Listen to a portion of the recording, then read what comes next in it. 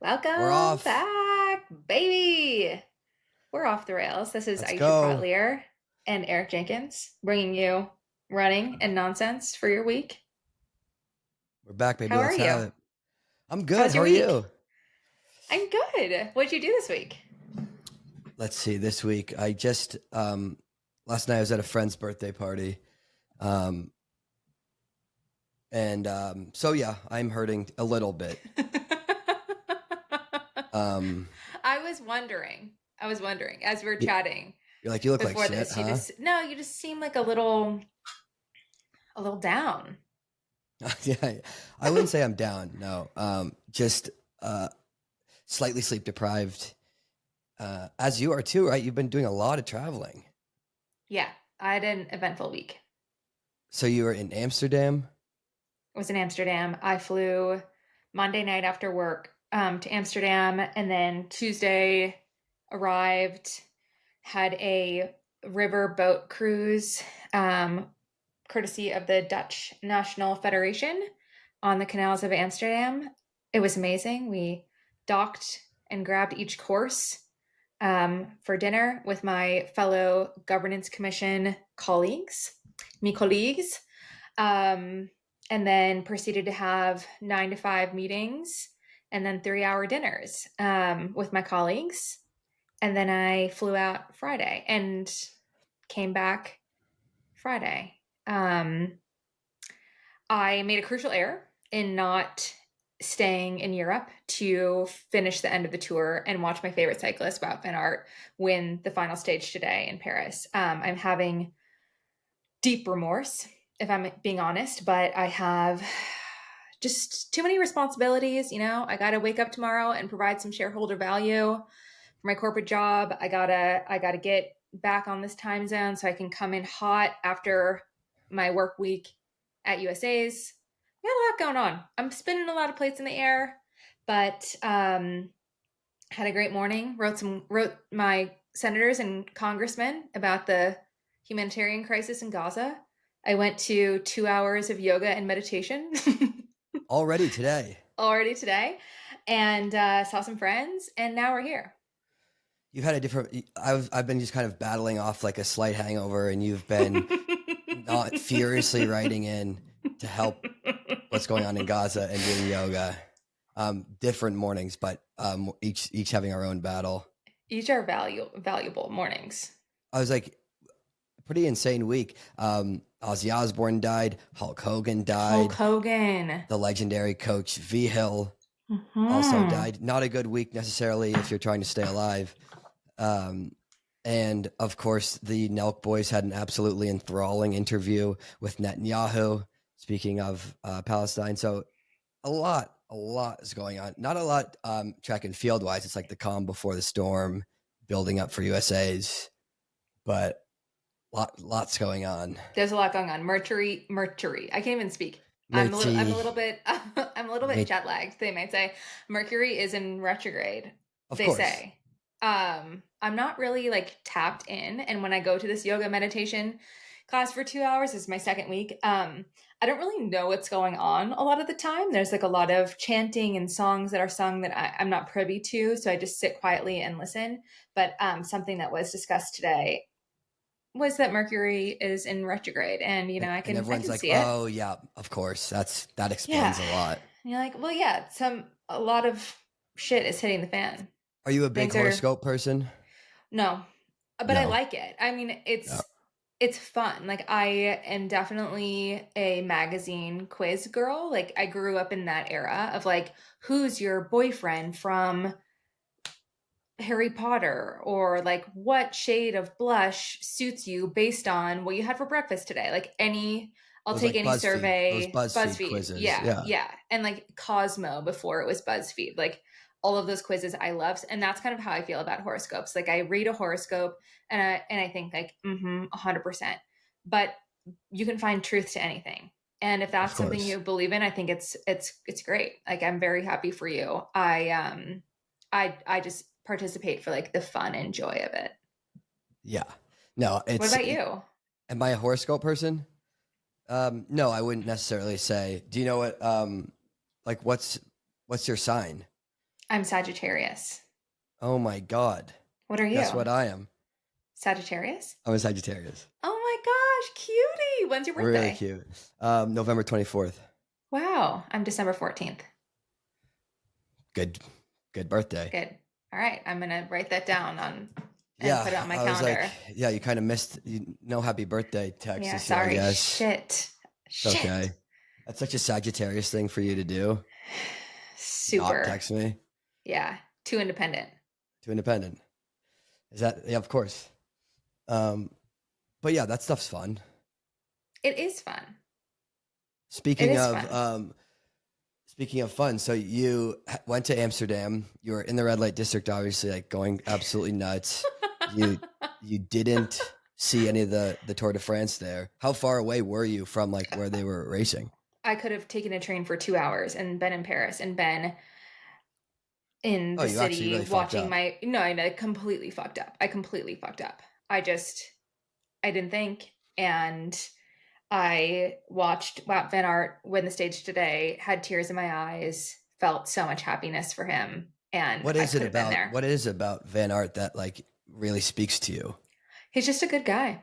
He's a good guy. He's universally liked in the peloton. He can do everything. Like he's such a great all-around cyclist. He can win in a bunch sprint. He can win. He's won a really iconic mountain stage Ventoux where he climbed Mont Ventoux twice. Won that stage like against fierce competitors. He can win classics. He just can do it all. But he also is a selfless teammate. I just think he's best. I think he's You just best. like He's where's he from? Belgium, nearby, Oh yes, near we talked about yeah, yes. yeah, near Leuven. What my dog is named Leuven, after the Belgian city where my husband and I met. So I don't know. I have a the Flemish region of Belgium. If you're from there, like I'm probably gonna like you. Who's the least liked person in the peloton right now? Okay, this is interesting. So right now there's a bit of a fracture in the cycling community. The person who won the Tour de France is Tadej Pogacar. If you are having a hard time pronouncing his name, you can also say Tadej Fakasha. Like today, the day is today, and the bread I like the most is Fakasha. So Tadej Pogacar has absolutely dominated this tour, and some people are like not that into it. There's doping allegations swirling. But then there's also people saying, no, like he's legit. But to be honest, and our deep tour watchers listening to the pod will probably agree the tour was kind of boring because he just dominated. Um, He's so yeah, good that now the he's tour so is good slightly that boring. now the tour is boring. Like And he's there now wasn't a why battle. why are there doping out? Is it just because he's so good and he's dominating by so much, cycling so fast that there's allegations, or is there um are there behaviors and things that are Yeah, it's kind of two part. Like he cycles for UAE, which has a bit of a checkered past. Um, but he has just been on it all year and like super sharp, like winning any kind of race in any scenario.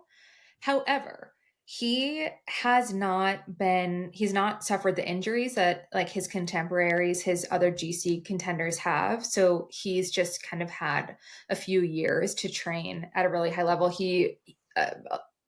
Surprisingly, cycling training is not as advanced as running training. Like now we're seeing all of these, like, people measuring lactate and, nutrition science and all this stuff is like actually stronger in running. But Tade has the benefit of like a really scientific and sophisticated training regimen where like a lot of the riders on other teams just kind of don't. So yeah, isn't I this don't know. cycling stuff just kind of like volume? Like it's just about hours on the bike necessarily and like wattage output that there's not like a necessarily too much structure to training like there is in track and field, it seems like.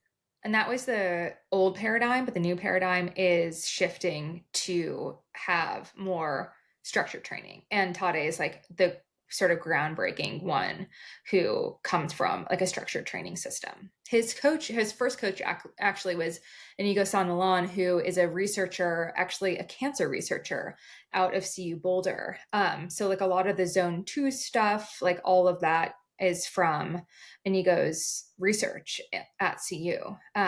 He's now moved He on to a different coach, but he's like the creator of the Zone 2, all the Zone 2 hype. yeah, like big proponent of it. And just like how metabolic health and your mitochondrial status influences your health and longevity. But that's also a huge unlock in endurance sport, is just having really healthy, strong mitochondria. How did he get into cycling training if he was studying cancer? Good question. I don't know the answer. I just assume it, like, I don't know, probably living in Boulder. I think he's Spanish. Just those two things would push you onto a bike, which, you know, I also will toot my own horn. Yesterday, in hindsight, maybe I'm doing a little too much this week, but yesterday I completed my first climb up to Jamestown in Boulder. There are all of these like well documented Strava situations here in Boulder because cycling is a huge deal. Gotta say, my butt's feeling way better. People were right. You got to get through 4 rides. I will say with running, I don't have any sort of butt taint issue.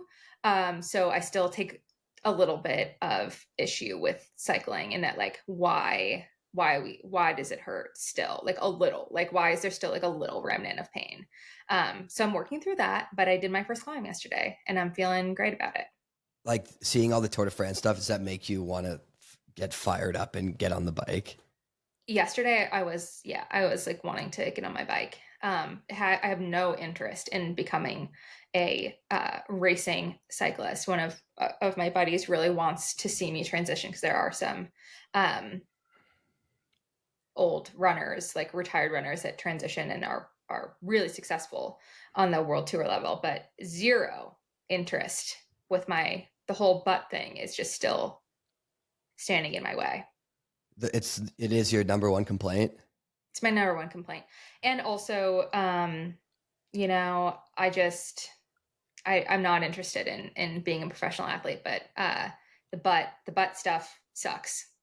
Well, who's the most successful track athlete to cyclist? Mike Woods. Mike Woods. Okay, I've heard Yeah, that name. yeah. He ran sub 4, I think, as an under 20. He's from Canada. He ran at University of Michigan and had a lot of injury issues. Went to cycling. He's won stages on the Tour de France and other Grand Tours. He's He's won an on the tour. Yeah. Oh wow. He's an incredible climber. Yeah, I would say he's probably the most successful. There have been a How few did he do this others, year? but he did really well. He didn't win a stage. Again, the tour was really boring, but he did look really, really good on one of the climbs in a stage last week, but it ended up being 2 climbs. Crushed the first climb, second climb he was kind of toast, but really exciting athlete to watch. Is he the best, or actually, like are there Americans who are really good in winning stages, or is it? So this is another little controversy, but the Tour de France just added a new category, like a new something that you can win, and it's called like the best teammate. And all the Europeans are like, what is this? This is bullshit. Really this stupid. Is not a real thing. But Quinn Simmons from Little Trek, he rides for Little Trek, right? Is American, and he won that award. He won the best teammate award. Yeah. I would, if I was him, I'd say, look, I cannot accept. This is it's like a participation trophy on the highest level. Mm-hmm. And who decides he's the best teammate? I don't know. I think the committee or something. Like there's the combativity award is also one that's like I kind of like better because it's more like based on aura and vibes of like you just sent it so many times and like sometimes you won and sometimes you didn't. And that went to a rider on the American team, Education First. The cyclist's name is Ben Healy. He's Irish. He's one of my favorite riders, but he won the combativity award. He won a stage and was second on a stage. That one's still subjective, but like maybe makes a bit more sense than good job, sweetie, you're the best teammate. Yeah, you're like, okay, let's best teammate award. Interesting. Yeah. So other than that, what'd you do in Amsterdam? Were you just in meetings all day doing busy, or you get it to do a little like touristy fun stuff? Yeah, the dinner was like the highlight for sure. The boat dinner. That was great. And then I had about 90 minutes on the second day of meetings. And I took the metro in, walked around the canals. I didn't find myself directly in the red light district, but I was maybe adjacent because I saw some items in storefronts that led me to believe that I wasn't where I was exactly trying to be. So that was interesting. It really reminded me of our time in Paris, where the CITIUS house was. Like there's some activities going on out there. You might Yeah, remember. it was nonstop prostitutes. It was It crazy. It was was crazy. nuts. It was actually nuts. But yeah, so I saw a bit of that, but I did But the walk but up and down the canals. the red light district prostitutes, I don't think are the same as the Paris are the Cityus Airbnb prostitutes, because those, right? I thought, I've never been to the red light district, right? So it's only stories, but it seemed like that's kind of, there's talent, right? And there's levels to the prostitute game, and it seemed like the red light district in Amsterdam is bringing quality and more attractive women than the And men. and men, right? Than the Paris prostitutes who are on our street, were maybe 50 to 60 years old and had been through it. Look, everyone's trying to make a living out there. Absolutely. No, you No can't knock that. shame. Um, I, I did not go to the red light district. I get just a little. I mean, maybe this is like my um American prudeness, but I get a little when I'm by myself, I feel vulnerable in situations like that. Like I don't want to get somebody to like come up and like stab me with some fentanyl and then all of a sudden you never see me on this podcast again. Like that is I'm not a scaredy cat, but like that is one of my fears is like getting taken. And in a lot of situations I create defense scenarios where I'm ready for any type of threat. I have prepared what I will do in my mind. And I couldn't think of I just like didn't have a scenario down for my defense, so I didn't go over there. Yeah, a fentanyl stabbing would be really, really bad. You're like, I wish you just regular stabbed me, but it but now I it's can't fentanyl. but now I can't fight back. Well, now, so okay, so now in the future, when you're being, prepped for everything, you need to start traveling with Narcan. Okay, um, So no, that I'm ready for all threats. yeah, it's like, oh, phone, purse, keys, Narcan in case I get fentanyl stabbed in the red light district. And it's like, I don't even oh, know if that's a thing. Like I could just be making this up. yeah, I don't But think it's like super common, no. but as far as crimes going, like there's not tons of them, but it definitely you have seen that it has happened, and then you're dead, right? And from a fentanyl stabbing, and everyone's like, "What was she even doing what was she doing in the red light By district? Like herself. by herself?" And She then must people be are a just going to start real sicko. people are going to start connecting the dots. They're going to They're going to start. listen back to clips of this podcast and say, we knew it all along. They're like, well, yeah, she had a genuine insatiable appetite. She Did you hear her answer the 6, 12, 18, 24 thing? Like, what the hell do you think she was doing there? She was getting her rocks off in the red light district.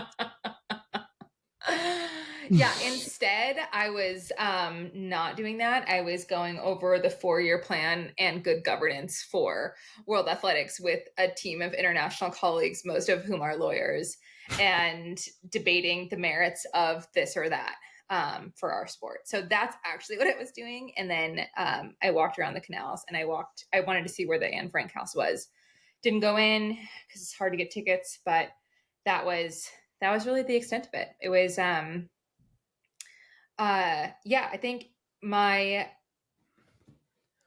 I do a lot of cool stuff, but it's not always as cool as it seems, right? Like, I don't know. I flew across the world and back in economy to like go to 2 straight days of meetings and then, you know, figured out my jet lag and we go again. But yeah, it's, be careful what you see on the internet. Like I love it. It was great. It was really thought provoking conversation, and I got to, sort of argue for some important things.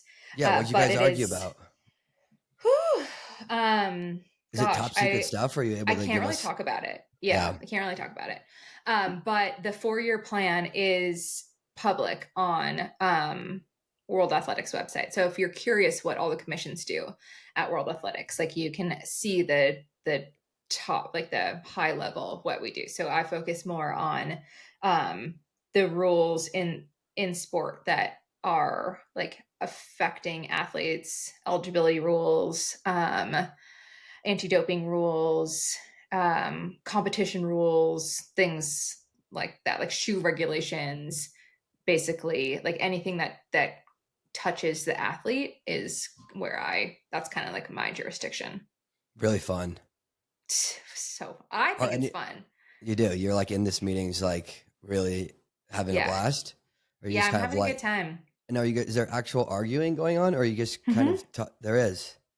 Yeah, I mean, everyone's extremely respectful. Like, I'm trying to think like what countries were represented. So there were people there from headquarters, which is in Monaco, then Hong Kong, Kenya, Canada, Australia, Ghana, Japan, the Netherlands, myself for Jamaica, a guy from the US, um,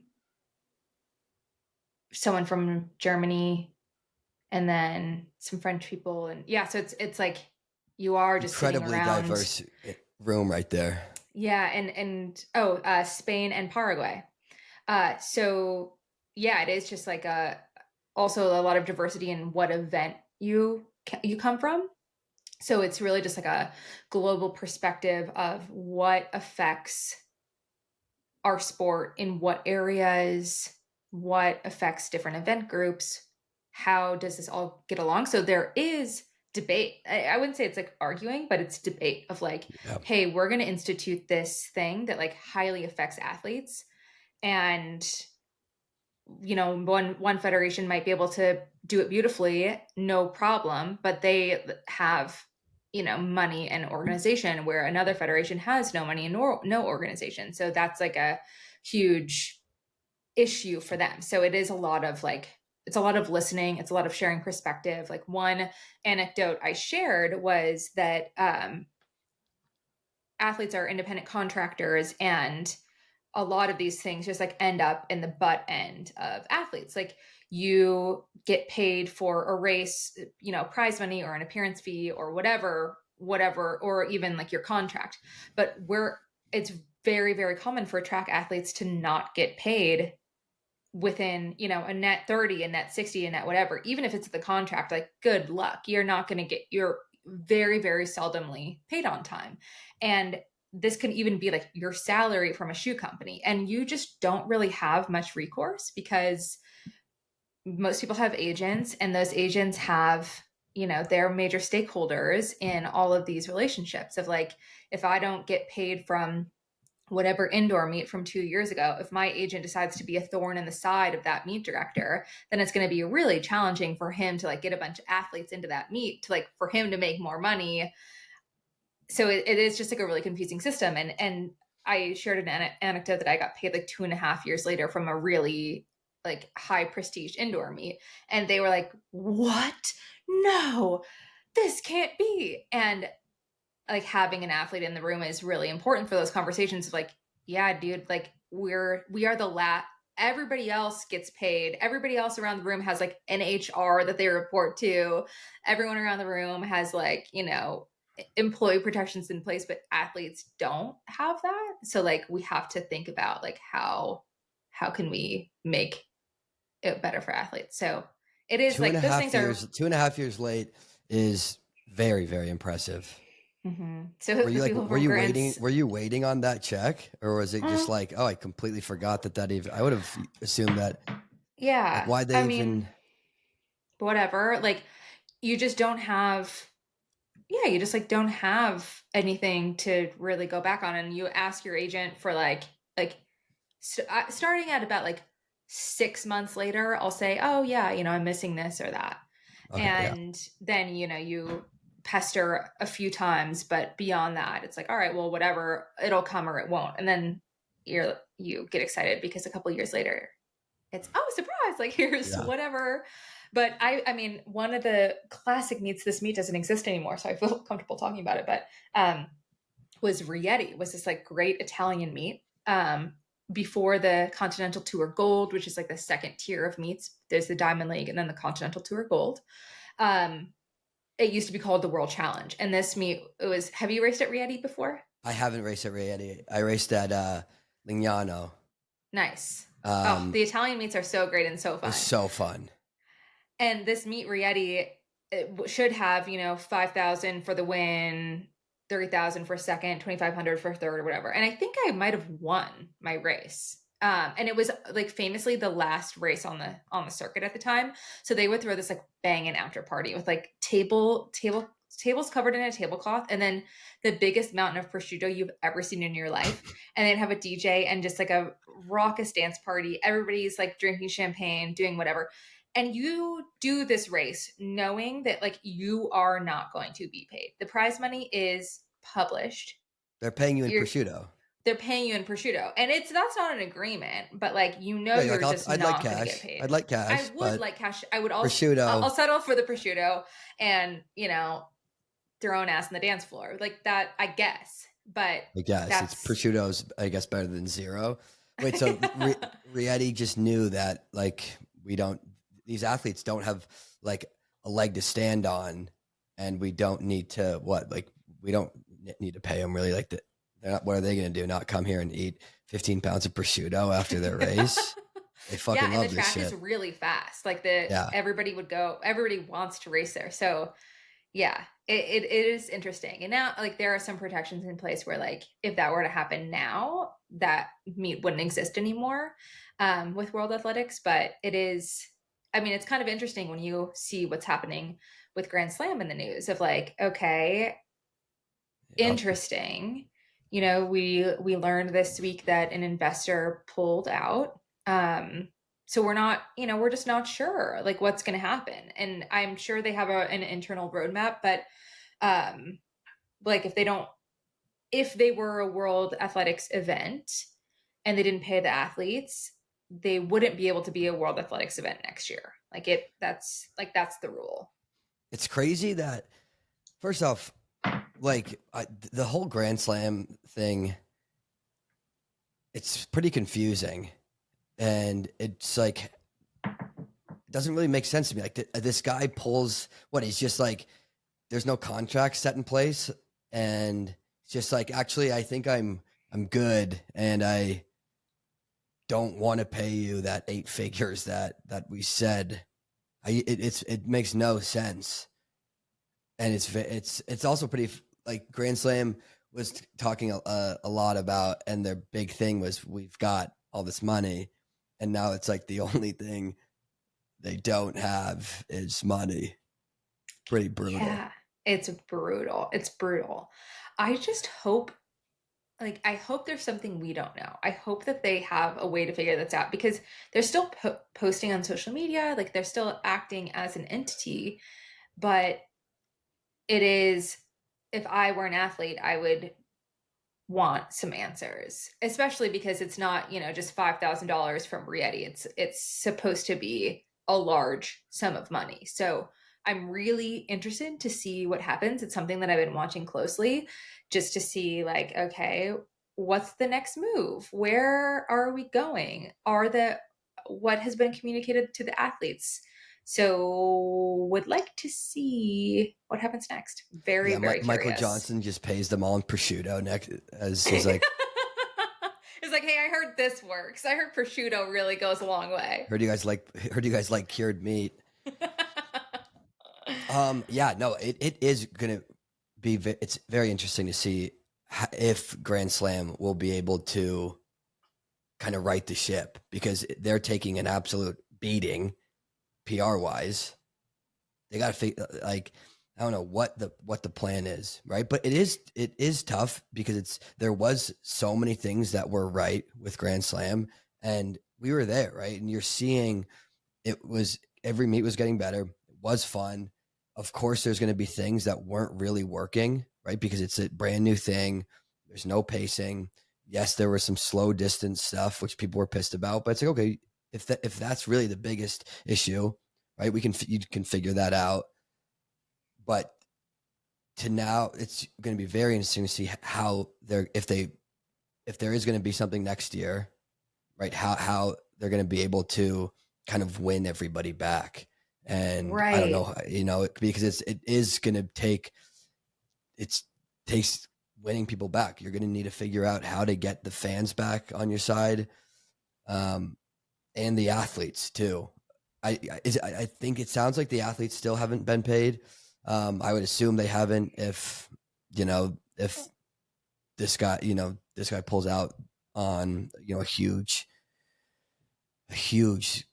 8-figure type deal that was supposed to be in the works. So yeah, it is very interesting because it was fun. There's a lot of fun stuff going on in Grand Slam, and I hope that the team can figure it out.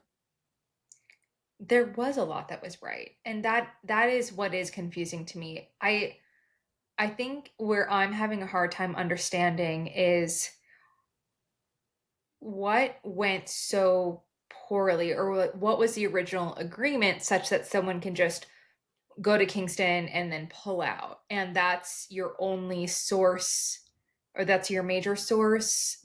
Like, was there no guarantee? Like, I just, that's what's confusing to me. And I think what doubles down on the sting of the PR is you have Athlos, who seems to be thriving, and I know they have a lot more money behind them, especially just with their founder and his interests, um, backing this. But they announced that, oh, here, another sponsor, Toyota, like a major household name sponsor, comes to the table. And then next year starts World Ultimate Championships from World Athletics. And when that was announced, it was kind of like, oh, what a dud. Grand Slam is going to blow this out of the water. This isn't going to mean anything. And then now with Grand Slam being on a bit of thin ice, it's that part. And you're exactly right. It's the winning the trust back of the athletes, of the public, that is, a bit up in the scales. Like, how do we balance this, startup nature, startup culture, with people? Because it's not just, oh, we didn't get paid, this is, this is a new thing.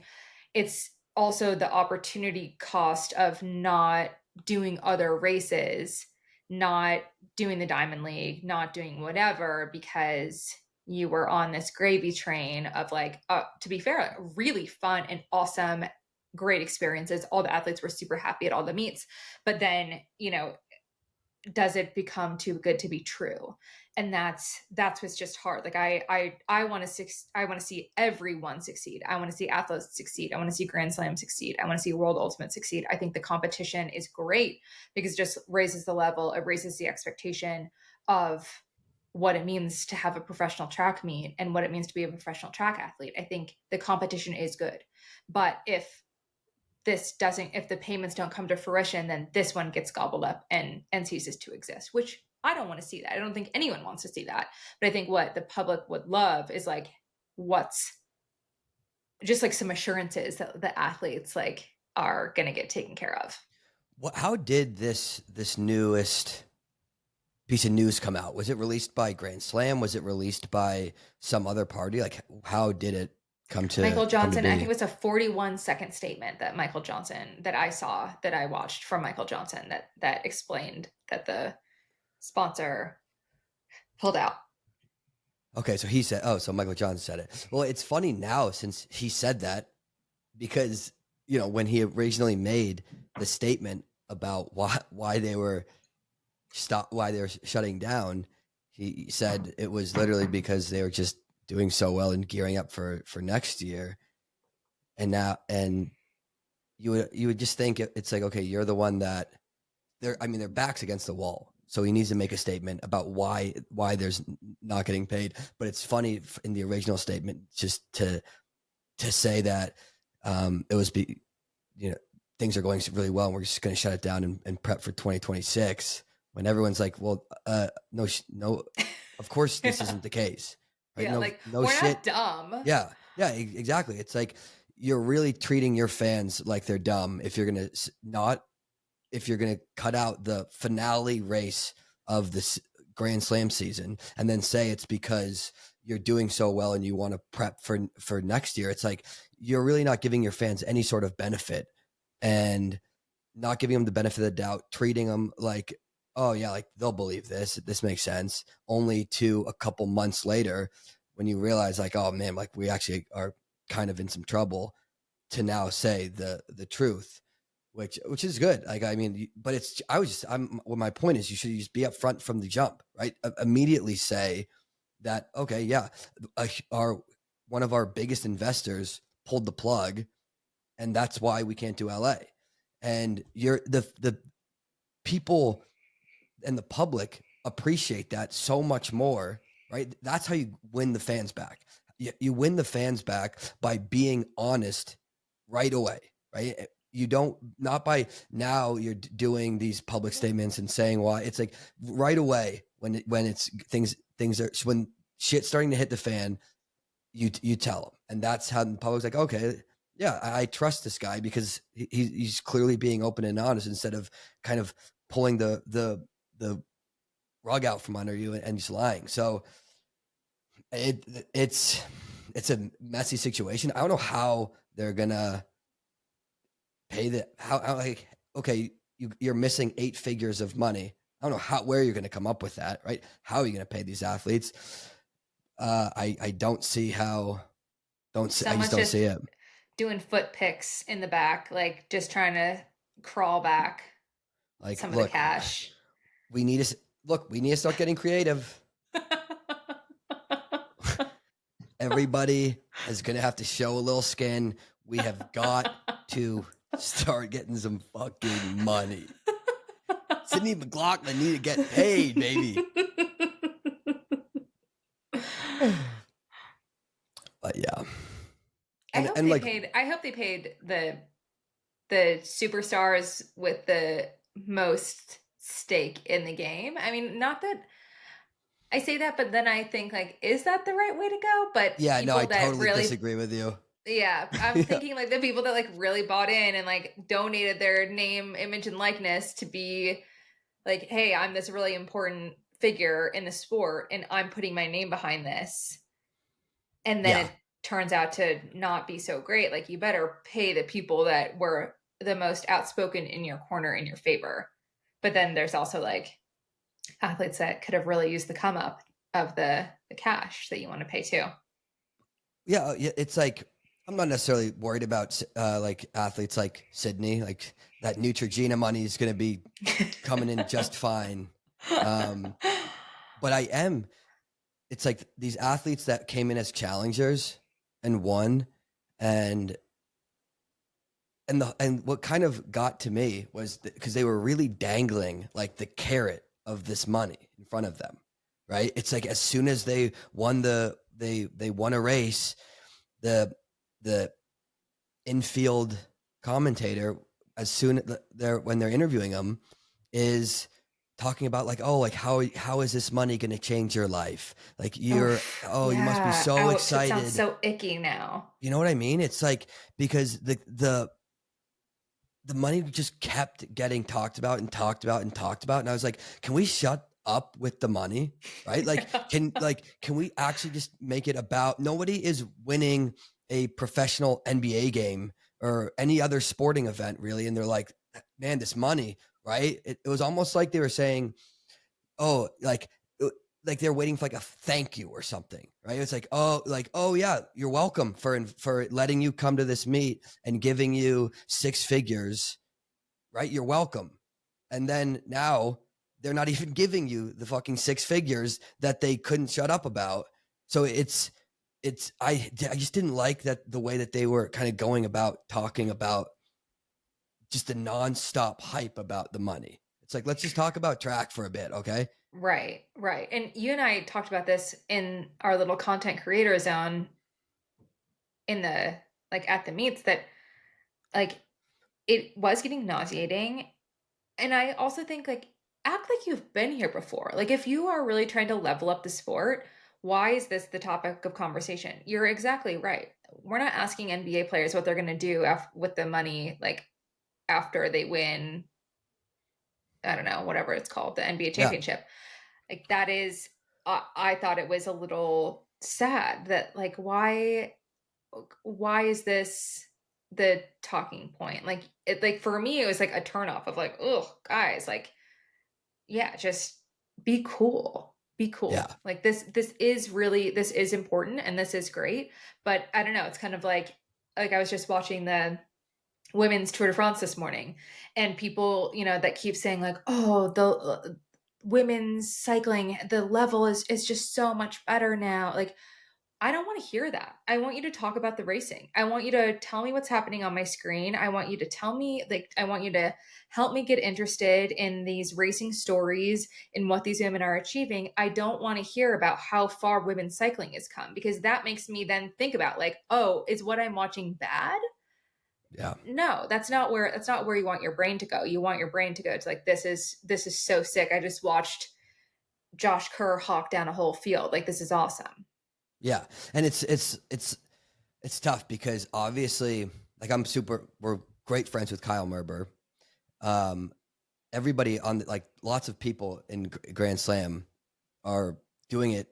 They're genuine, love the sport, want the sport to take it to the next level, and they are doing the right stuff. It's, how are these guys going to know that one of your main benefactors is just going to randomly fucking pull the plug? It's not on them. And so it's like tough to, but you do have to just kind of call it how it is and kind of say where your head's at.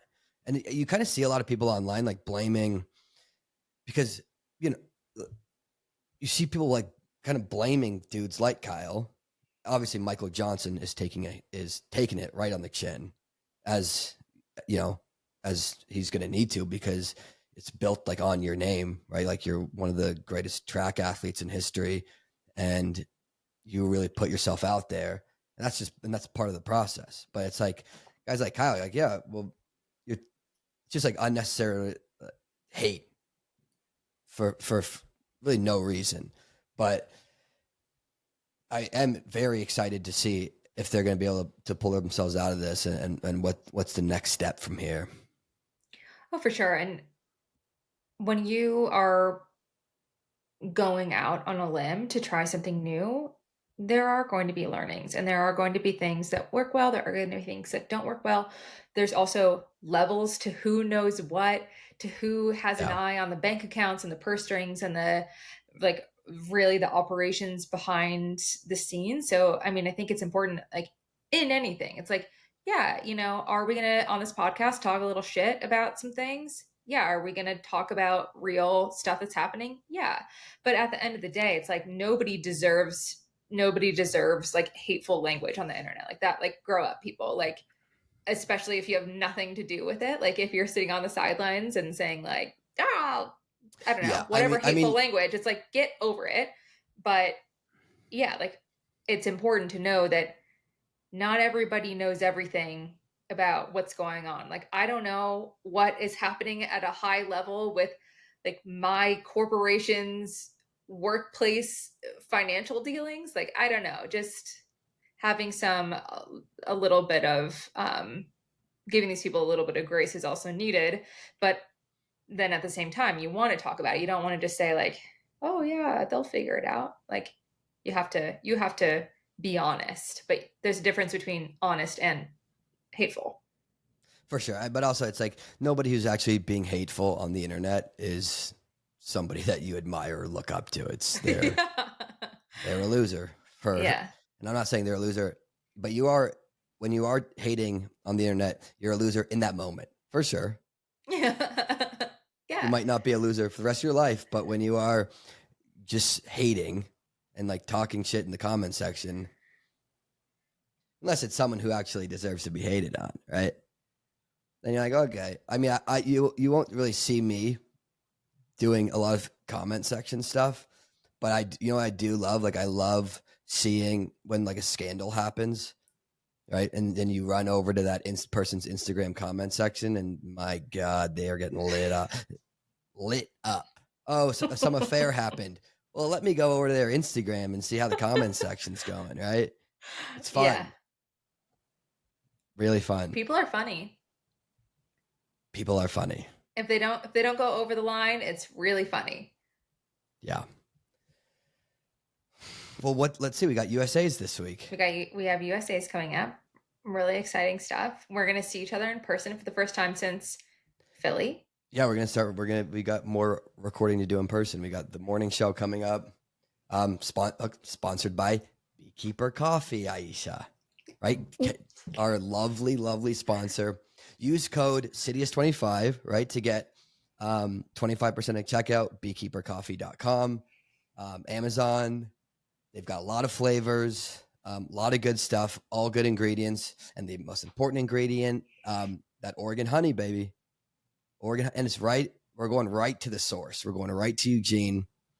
I'm going to be caffeinated like fucking crazy. Espresso martinis. There are no rules. There's literally zero rules in Eugene. There's no rules. It's going to be There absolutely epic. there's no rules. We have a little coffee cart from Beekeeper that's going to be just so cute. We're going to be making espresso martinis.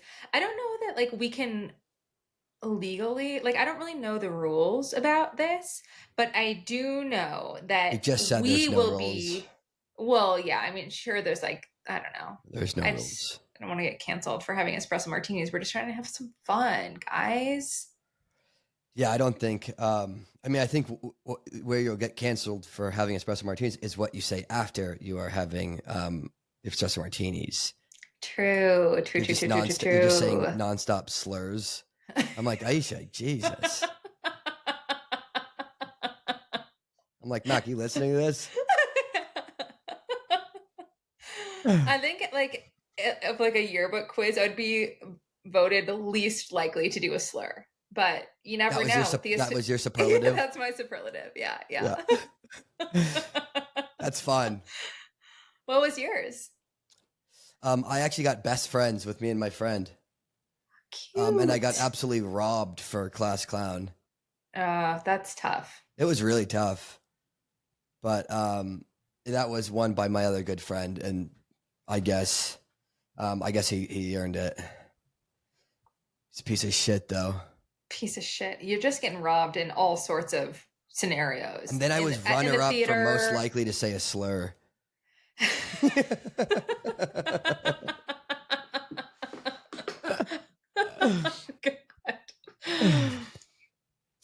But yeah, so we got so we have USA's coming up. When are you getting there? Did you? I think I get in flight? Wednesday.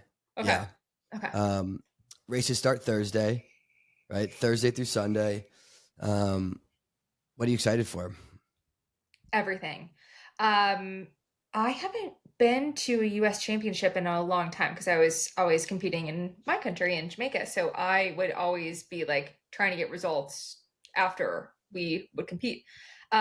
So I'm excited to be at the new Hayward as like a newfound like just fan of the sport, not like a just to be like outside of the context of like my own sporting situation. I want to like observe it as a pure spectator. I'm really interested to catch the vibe, watch the races, enjoy the stadium. Like, do they have alcohol?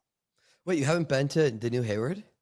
I have, but like, I don't know. When I was an athlete, I didn't drink, so I don't know. Like, I didn't go to a concession stand. I just like would dip in, Oh no, but watch you didn't. worlds. Okay, so you I haven't was like doing really. some world athletic stuff when I was there. I don't know. Yeah, Like I was like on business duty, not on like fandom duty. yeah, they do. They sell alcohol. It's fun. Like the new Hayward's like kind of gimmicky. You know, it's a bit gimmicky. Um, I think the tower. I think like things like the tower are cool. It's obviously a like magnificent looking thing, but the soul of the old Hayward Field can't quite feel it in there as of now. Maybe at some point, maybe in 150 years, if humans are still around, there'll be some soul there. But I think it's like it's so commercial, right? It's Mm. like, and they really had a lot of fun with some pun like Ashton's Eatons as far Oh as like, God. yeah, he's like Ashton's like, okay, yeah, sure.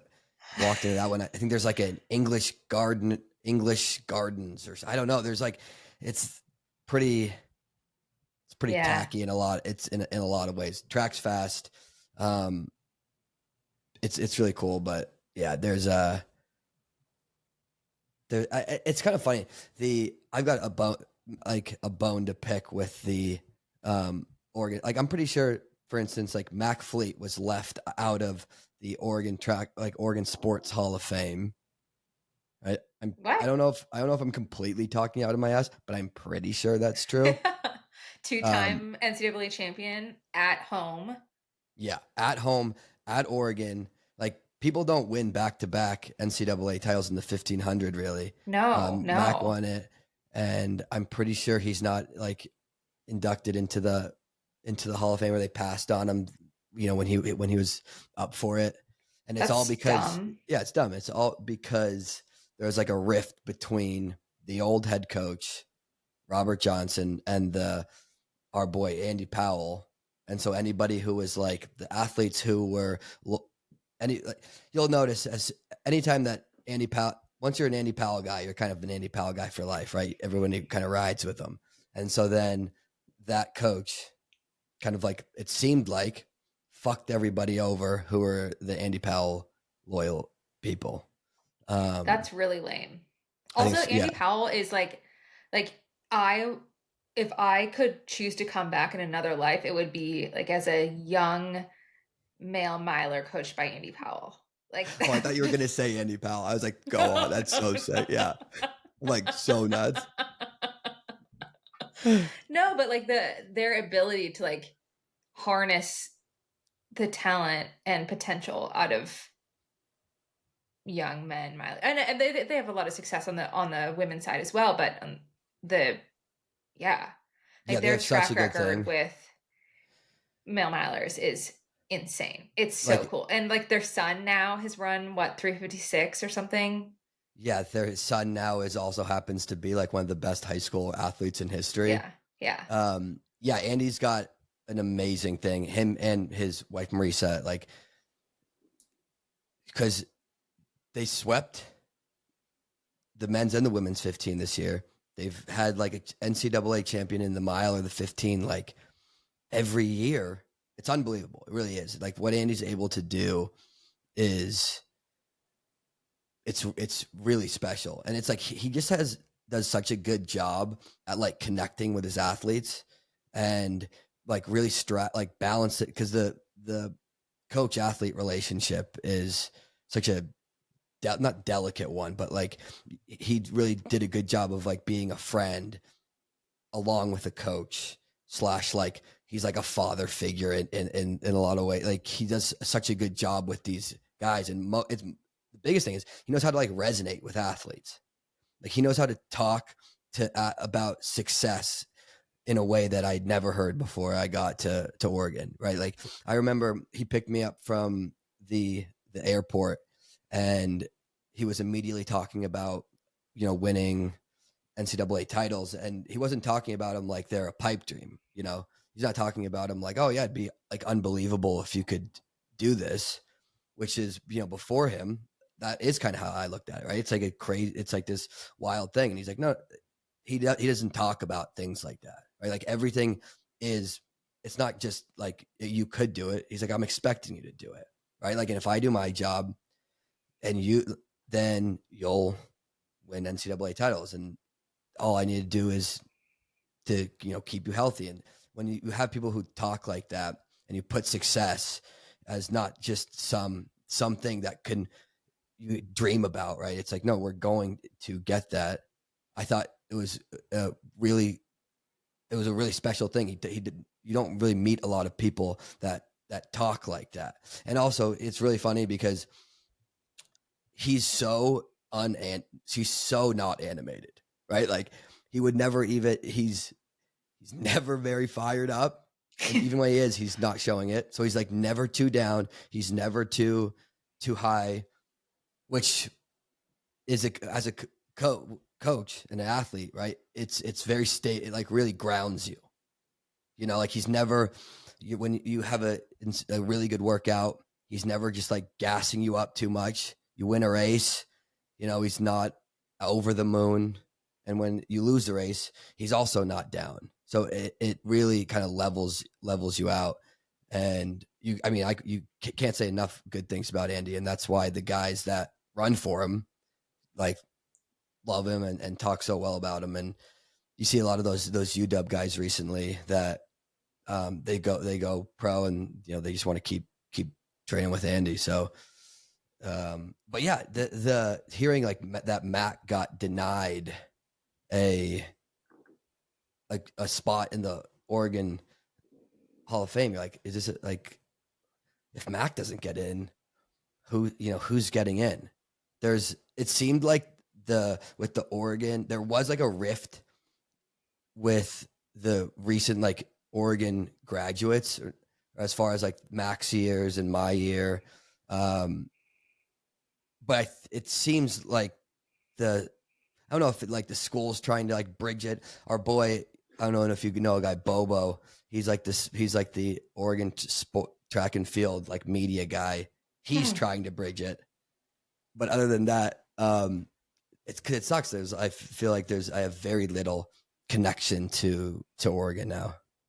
That's such a missed opportunity, right? Because talk about a super team. That era was incredible. I was in Eugene, but training with Oregon Track Club Elite, but seeing the team dynamic and seeing you guys at practice and seeing you guys dominate in the NCAA, like from a commercial standpoint, from the University of Oregon, big miss. Like you guys could all be great, boosters, donors in the future, but also just like when you look at great teams that stay in touch, it's such like those bonds are so special when they're earned, right? Like it's not, in some ways it is of circumstance of like, oh, you all happen to be here, but like the friendships that are forged in running, it's a different sort of friendship. Like it's almost a brotherhood or a sisterhood, because you're like freaking battling together. You see each other at your best, you see each other at your worst, and everywhere in between. So it seems like, what a bummer. Just as like, I would never have guessed that as an outside observer. Like I went to a mid-major school, loved my college experience. I still have some like pretty close college girlfriends, but that's what you would expect from, a program like that, that's not like dumping a bunch of resources into the team and sports and reunions and whatever. But like, I would think that if anybody had that type of culture, it would be Oregon, where they host a major meet, at least 2 major meets a year. Like you would think that there would be a little bit more of like a cohesiveness happening. Yeah, you would think there would be some, because it's like, okay, yeah, you've got these guys, you would want them to feel some sort of like deep attachment to the school, right? But yeah, there's not. Obviously, I love going back to Eugene and the memories. Those are like I remember when we won in after indoors in 2015. Andy was like, "Look, you really aren't going to get days like these. These are the moments, right?" And it's like people try to. The college teams are like, because the pros, right? Like you're on a team, but it's so much different than college. right? Like there's a vibe, there's a college vibe on the team it's so much harder to recreate when you're professional, right? Like you go pro and now everybody has different goals. People are now they're making money and it's kind of, but in college it's just not like that, right? And the college feel is it's special. It really is. And it's, you see guys like in you athletes that go pro out of high school, right? Like we were talking about Drew Hunter. Like he didn't go to college, and then he like tried his hardest to create a college type of team with Tin Man, and there's no getting back those college years. Like the college team is so much fun. It is so much fun. I highly recommend playing any sport at any level in college. It is like, yeah, you really can't recreate it, no matter how hard you try. Like we had such great team culture at Oregon Track Club and at Team Boss. It was really, really fun and really special. And for me, it was slightly different because I wasn't at a school where everyone was at like a super high level, like in Oregon. So I didn't necessarily have as many moments. Like if I was traveling to a big meet, it was like me and the throwers and maybe a sprinter or two. Like I didn't have my girls with me necessarily. So like, I feel like I got that a lot at OTC and at Team Boss. But you're right. Like there is an element of even just the basic, you have a different schedule. Like in college, you're going to the same meets, you have the same goal, you have the same race that you're peaking at, you have like the same everything, you're eating the same meals, like everything. I don't know, everything is more egalitarian in a sense. And I'm curious if it's still like that with NIL, or if there is a little bit more of the scarcity mindset when you're now down to how roster limits and people are getting paid and you're not getting paid, and who's getting paid and how much are they getting paid and how does this all work. Like that would be interesting. I'd love to like get some athlete perspectives on like what it's like to be a college athlete now. Clearly it's different, but yeah, I'm excited to get to Eugene. And it's also crazy to me. I like still go back to it of like how good of friends we are now, and we literally lived in the same town and didn't know each other, but we were at different places in life. What was your degree at Oregon? You were a bully. Right, that's right. That's the narrative we're doing. Yeah. I like saying that. I'm like, I was trying to be friends with you and you were like really scary and mean. Yeah. I was like, don't talk to me. I was like, okay. Okay. What's your degree? I'm sociology. Oh. What about you? Nice. Geology. Wow, geology. Mm-hmm. Math and science, girl. STEM. Women in STEM. Women in STEM. Got a lot. So okay, let's get down to it, Alicia. What races? What's got your attention? Yeah. Okay. Here's what's really cool about this U.S. Championships. I don't think that there are many outright guaranteed favorites. I mean, there's no guarantee in sport, but what's cool this year is that the fields are really deep and we don't know what's going to happen. We'll cover mostly the middle distances because I think that's like what everyone wants to hear anyway. But I am just pulling up the start list or the entry list, and I think we should go like long to short. I think we should start with the 10Ks. Okay. Let's start with women.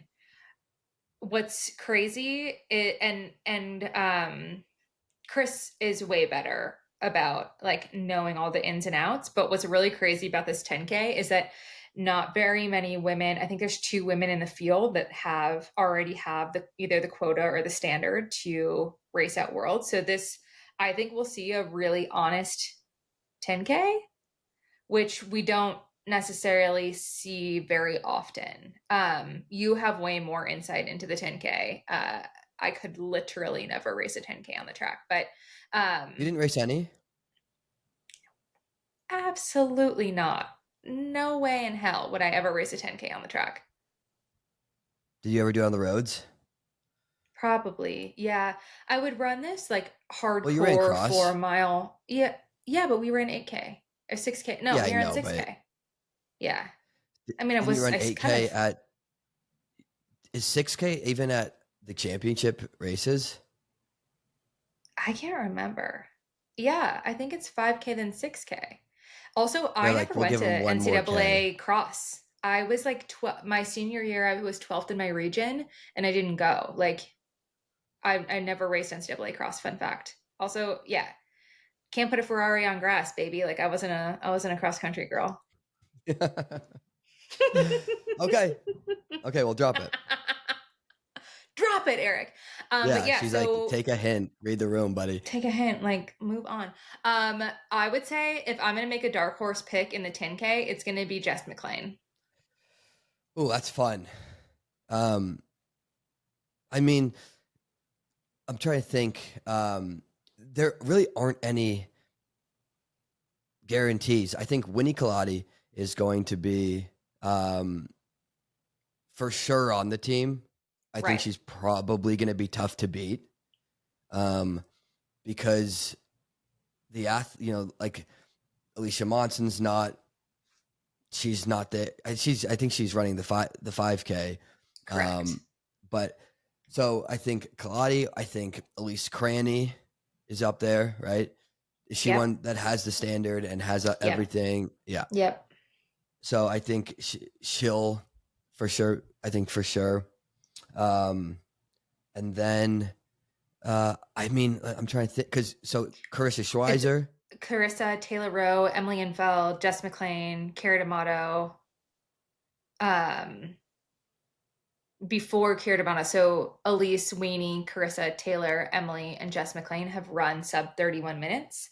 And then there's sort of a break from those who have run over 31 minutes.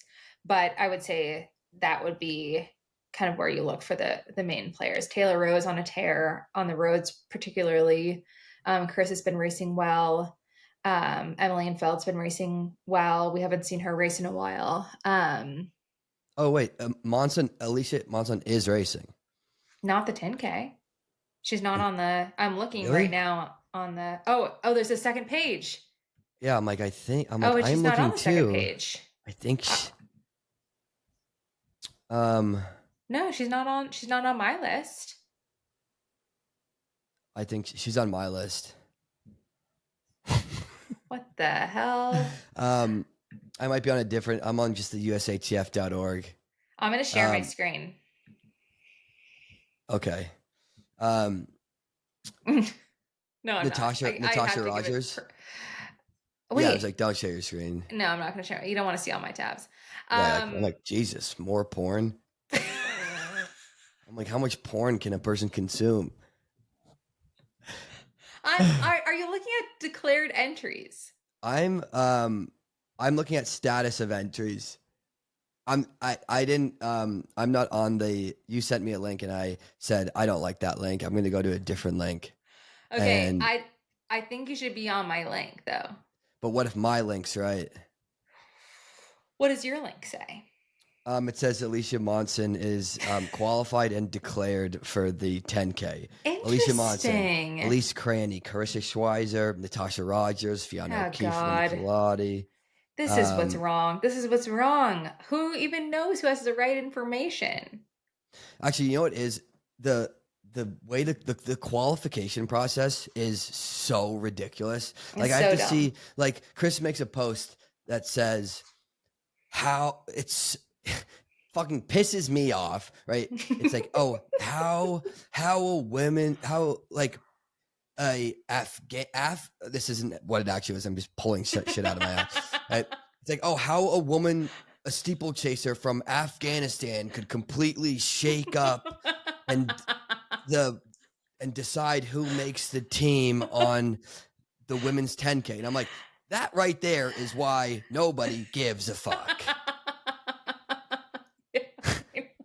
I know. Right? Like, we're the race we're happens, in the weeds and we can't figure it out.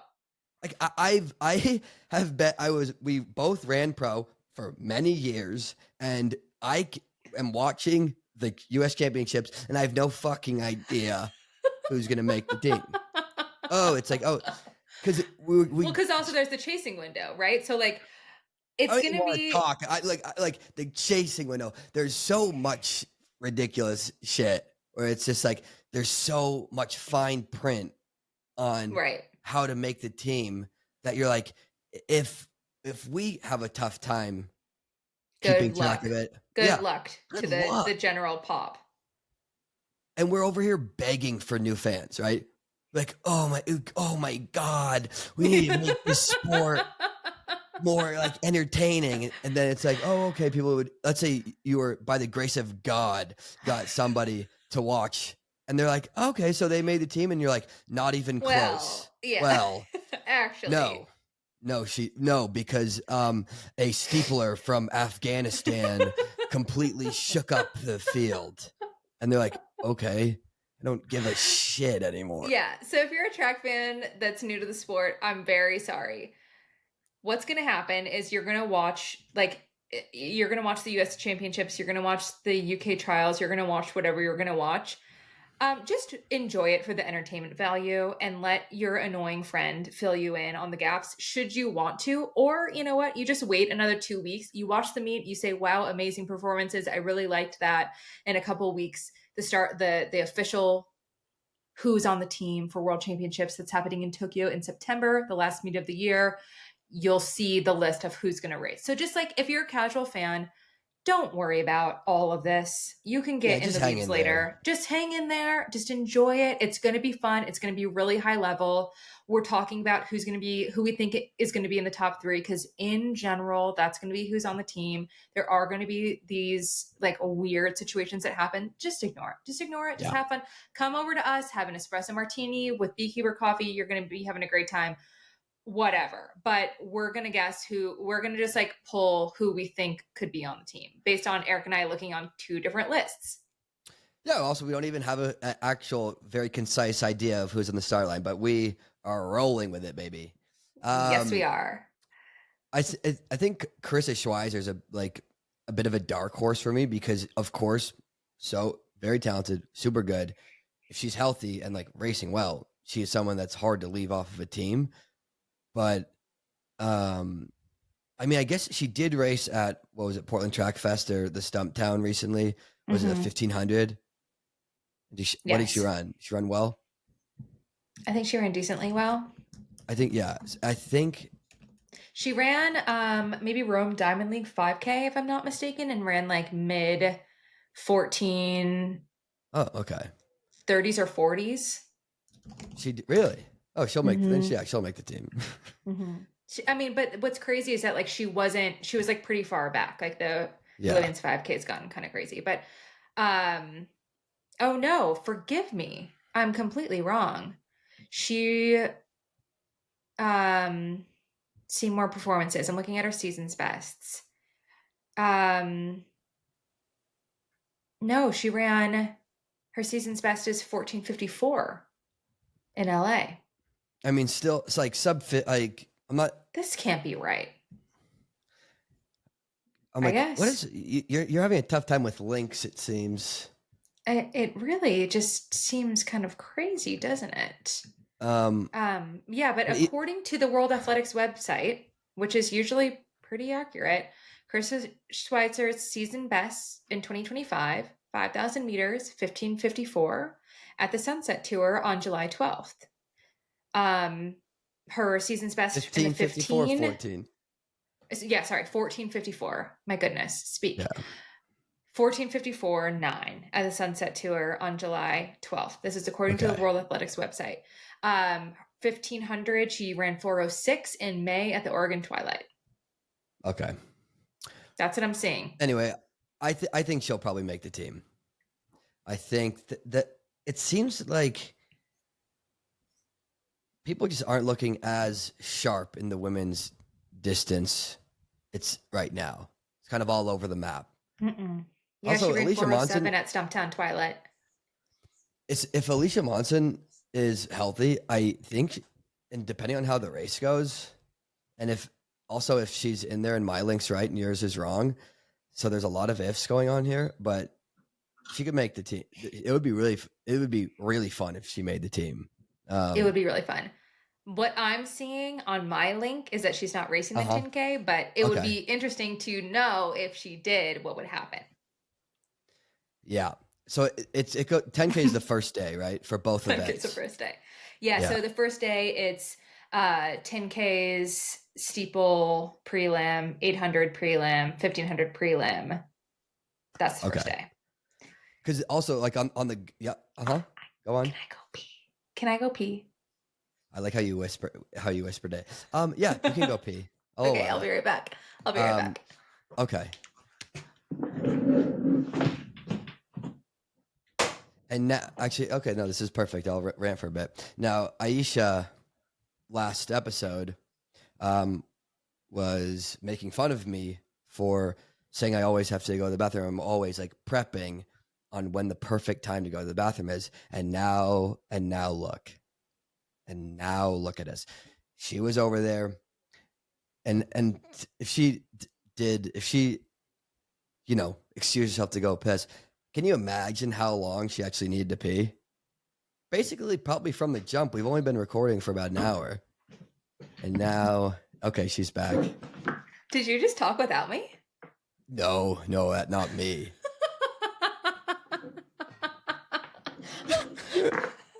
Our first bathroom break. And you went to the bathroom and I just started rambling. Just talking shit about me? It was, no. Actually, yeah, I was. It was just talking shit. My superlative, the slurs were coming out, Aisha. Damn it, Eric! You're gonna get the show canceled. I'm like, oh, now that she's gone, it's slur time. It's slur clock. So, what were we were talking about? Okay, the 10K. The 10Ks, because I think the guys, on the other hand, it's,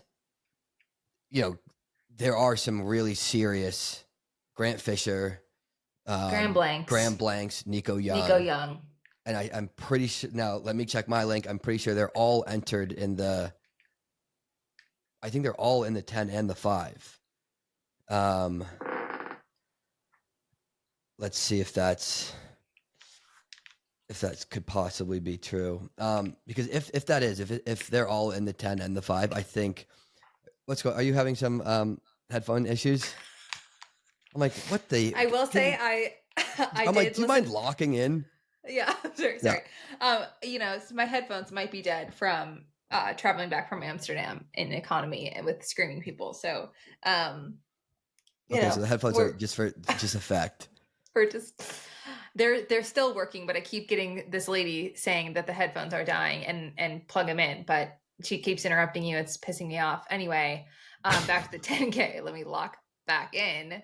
How long has she been talking? So for the last 15 minutes, you were about to piss your pants and your headphones are dying.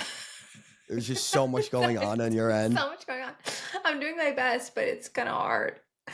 Honestly, I thought you were doing great. So thank you. Congrats for battling. Thank you. Actually, I don't think that Graham Blanks is in. I have him as qualified and declared on my list. This is hell. Can you send me the link of your list? Okay, because I'm just looking at it on my phone. You send it to just text it to me. Yeah, I think if that's the case, right? Like those 3 guys are going to be pretty tough to get past, right? We haven't seen Woody Kincaid. No, exactly. We haven't seen Woody Kincaid.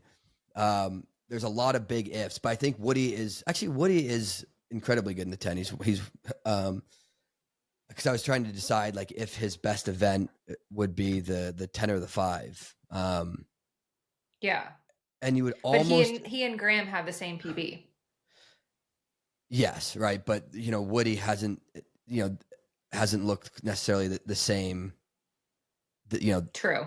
Recently, we haven't seen him as when he was beating Grant Fisher. Hold on, I'm trying to multitask here. This is just a reminder that we're doing our best. We aren't professional podcasters. We're just girls. We're just 2 girls. We are doing our best, and sometimes it is a little dodgy. And I don't know what can we do, but just say sorry. We're trying, and we're trying. We're getting better and better. We are. You got my link. It's a good link. I did. Let's Yeah. see.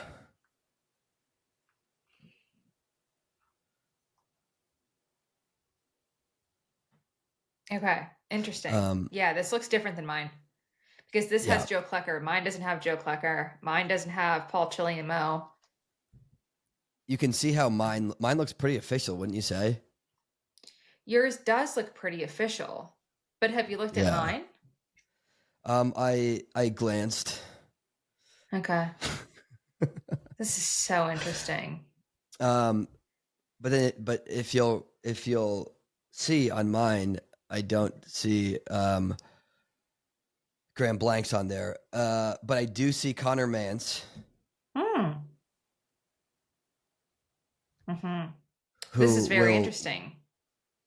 Mhm. Okay. Yeah, these are different lists. Whose list do you want to trust?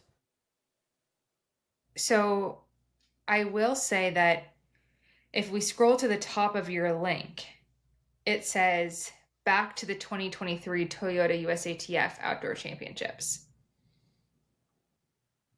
Oh my god.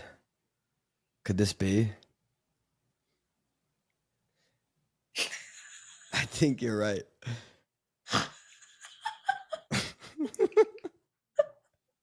I'm like, Graham Blanks is nowhere to be found. And it's like, He yeah, was because like he was 12. in college. Yeah.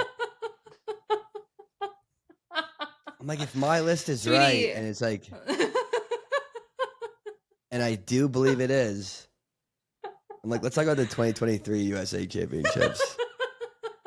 Look, What some a of us good are hungover time. today. Some of us are jet lagged. We're all doing our best. And look, We're doing our best. we'll get there. We'll get there. This is, We'll get there. it's tough. It's tough. Fuck, I guess we'll go back to your link. Yeah. Back to my link. Okay, so I guess this also probably means Alicia Monson's out of the 10K. Yeah. Great. Just great. Because I was like, I'm picking her for the team. She's like not even racing it.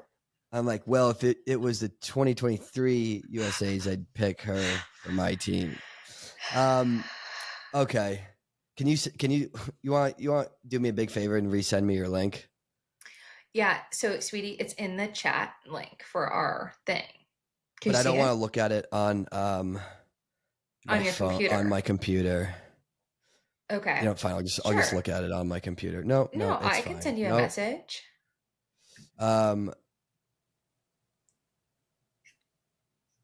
I think the 10Ks are. I think they could be fun. I'm trying to think because it's like I think the most fun events are going to be the 800s for the men, 800 men, 1500 men, 1500 women. I think those are like my fun events. I think the 800. It's funny how the landscape of certain events change because the 800-meter women's team used to be like the toughest team in like the world to make, right? Because you Yeah. had a thing who was a gold medalist, Raven Rogers, who was consistently like medaling on the at world championships, and then Ajay Wilson, who was untouchable for a very long time, and with so many athletes. So to if you wanted to make the team, you had to be able to medal at Right. on a world championship stage. So it's like, but now the 800 women's is like completely up in the air. It's like who knows what the fuck's going on in the women's 800 Right. this weekend. A No, thing. no Kate Grace. No, like it Okay, is just Grace. like a Yes, completely different landscape. I'm trying to think of who's even like the favorite, right? I'm trying to think like our girl Addie Wiley's got the fastest time of the year, I guess. I don't know. It seems like at 157 for America, for Americans. A thing ran too 156.83 flat. 156. Okay. is her mark. Nia, Is her mark. 157. We Nia. haven't seen Nia, and we saw Nia at Penn Relays, and that didn't seem great. Alex Wilson, 157.52. Sage Hurta-Klecker, 157.5. Juliet Whitaker, 157.7. Michaela The Rose. okay, so there's a decent amount of women in that like 157 that area to very fast, But and like that's probably, I don't know what's going to take to make the team, but it's right, not like that top three is set in stone by any means. right. And to your point, normally we'd see these women being dominant all over the world, right? Like Yeah, they'd be on the Diamond League circuit, they'd be crushing it, they'd be, having incredible races all season, and we just truly haven't seen that yet. So I couldn't even, I don't think I could pick the team for the women's eight. I think, yeah, Addie Wiley will make the team. She will probably win. But this could be a great year for Sage Hurta-Klecker to come through. I was going to This say could be that. an Yeah, opportunity for some up and comers, for some college women. I really like that Maggie Condon girl. I think she's a great racer. yeah, That's opportunity, but coming off of a college season, it's gonna go either way. Yeah, I do think of the middle distance events, like this is wide open, and the women's 10K is pretty wide open. yeah, Um, on the men's side, it's the opposite problem. It's that there's so many world class men right now in the yeah. 800.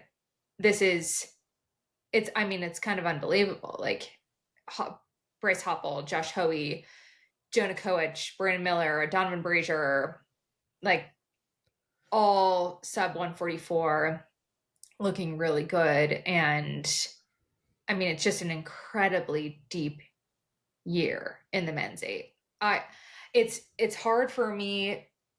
I think both Bryce and Josh will make the team, but picking that third person is really, really challenging. I want Donovan to make the team because I really root for him and I think that he is on an incredible upswing, but it's hard to deny Brandon Miller after his 1500 at Sound running.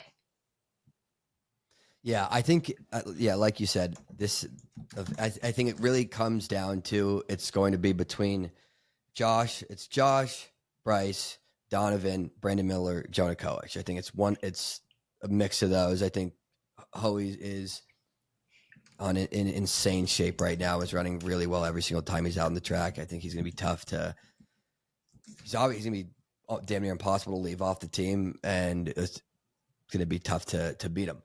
But it's funny because I do think Donovan's going to make the team, right? And I think he's just got incredible race instinct, and he's one of my good friends, so I'll literally never not root for him. But to be even say like he's been completely gone from the sport for so many years, and to even to have the shot at the team as soon as he gets back on the track, he's just like back to insane fitness.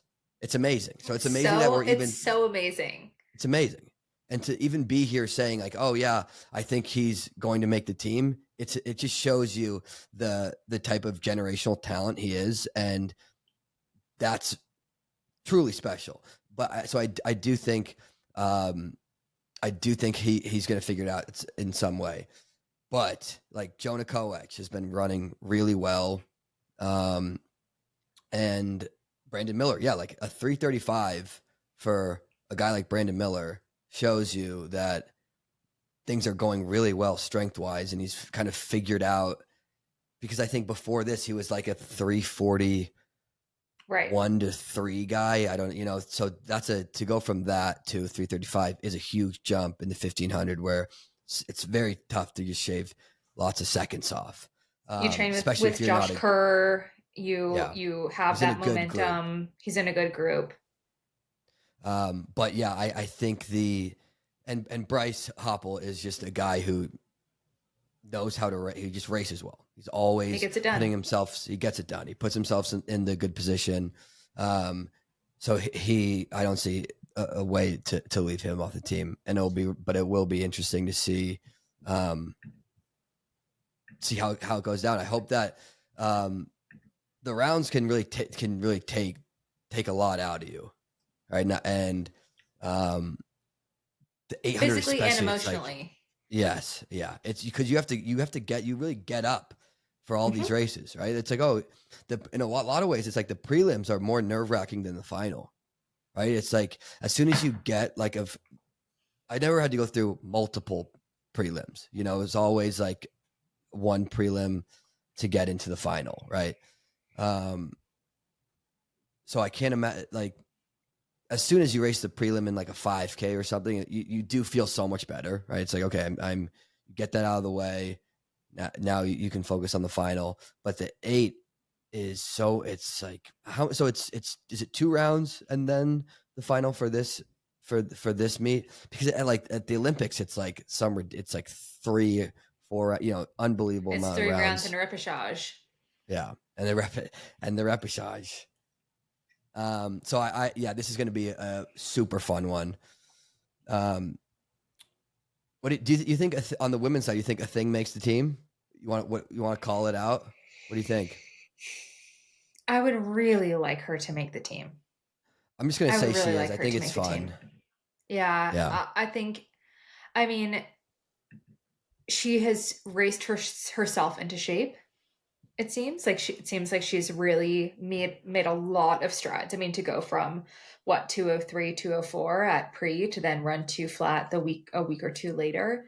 It's like clearly she's been working through some things and she's successfully working through them. I think we gave her a lot of like props, well deserved props to like get out there and like get your ass kicked on a big stage at Prefontaine and then pick yourself up and like run hands down so much better the next time you go out. Like I think it's really admirable to stand on a start line before you're totally ready and to put yourself out there in a way that is intimidating and is vulnerable. And we've seen her go through that and come out the other side. So no, has she run 157 yet?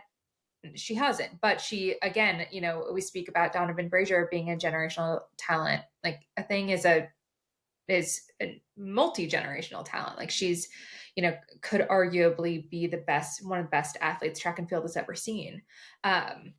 And that gives you a leg up when you're going into unknown waters. But she's done it before, like she's run incredibly fast. She's won an Olympic gold medal. Like she knows what to do. And I love to see her make this team. Yeah. I think it's going to take because 2 flat, it's a great time, but you're not making that team if you're in 2 flat shape, right? So No. now you can rely on talent, and when you're when you're someone who's gotten to the level that she is, it can be very intimidating to race people like that. But now it's almost like there's like a chink in the armor, like Right. she's shown a bit of like, okay, she is human, right? Like, because before it's like, man, there was a time when you're like, she just cannot lose. And now Right. it's like, okay, now it's if she can find a way to win again. And I mean, she's going to need to she's going to need to do some savvy racing and if she wants to get on that team, because there's a lot of 157 athletes in there that, Juliette Whitaker, she's someone who's going to be she races, she's pretty consistent too. I think she's going to be tough to leave off the team. But there's just, it's like, it's too early to call, and there's so many athletes that are just big question marks. So I'm not like, you couldn't call it. Another race I don't think you can really call is the women's 15. There are Yeah. less. I mean, it's slightly more predictable this year than it was last year. For instance, like you don't have Ellie Purrier, St. Pierre, Yeah. you don't have Corey McGee, but you do have Nikki, Emily Mackay, Sinclair Johnson, who just set the American record, Helen Schlafenhofen, Heather McLean, like all of these women that have run sub 4 that are the energy I get from that field is they all want to rip each other's heads off. They all want to kill each other. Like they are not going to pull any punches and are going to have to, all of those.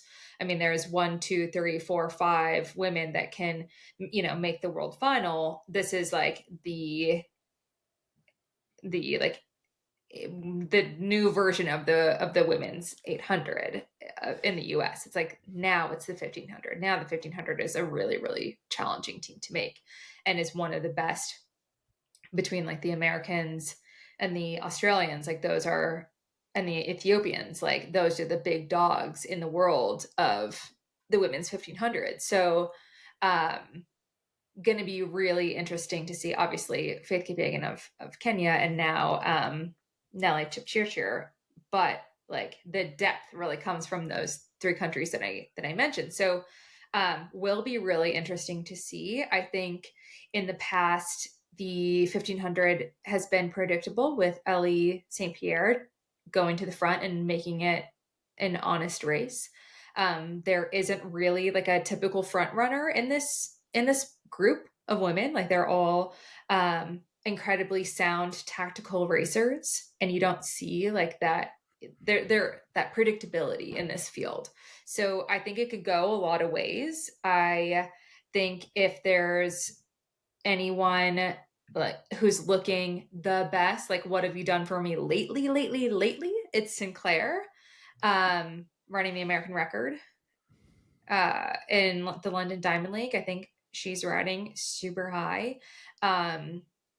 Nikki's had a great year, and their tactical prowess is world class. Emily Mackay's run really well. I mean, it's tough. Like if I had to choose, I'm probably going to choose those three: Nikki, Emily, and Sinclair. But Heather and Helen seem to have a lot of fire. I mean, a lot of Emily and Heather and Helen, I think, have all gotten new coaches like within this season. So it is really a big toss up of now, at least I think Heather and Helen are both coached by Julie Benson, and Nikki are all coached by Julie Benson. And then Emily Mackay, I think she's now coached by Pete. Is Sinclair Yeah. still coached by Pete? No, she's coached by her husband. Oh, okay. Yeah, I think that I think Nikki and Sinclair are favorites, right? I think Nikki is the favorite, just because they've won. They a win lot. all the time. Yeah.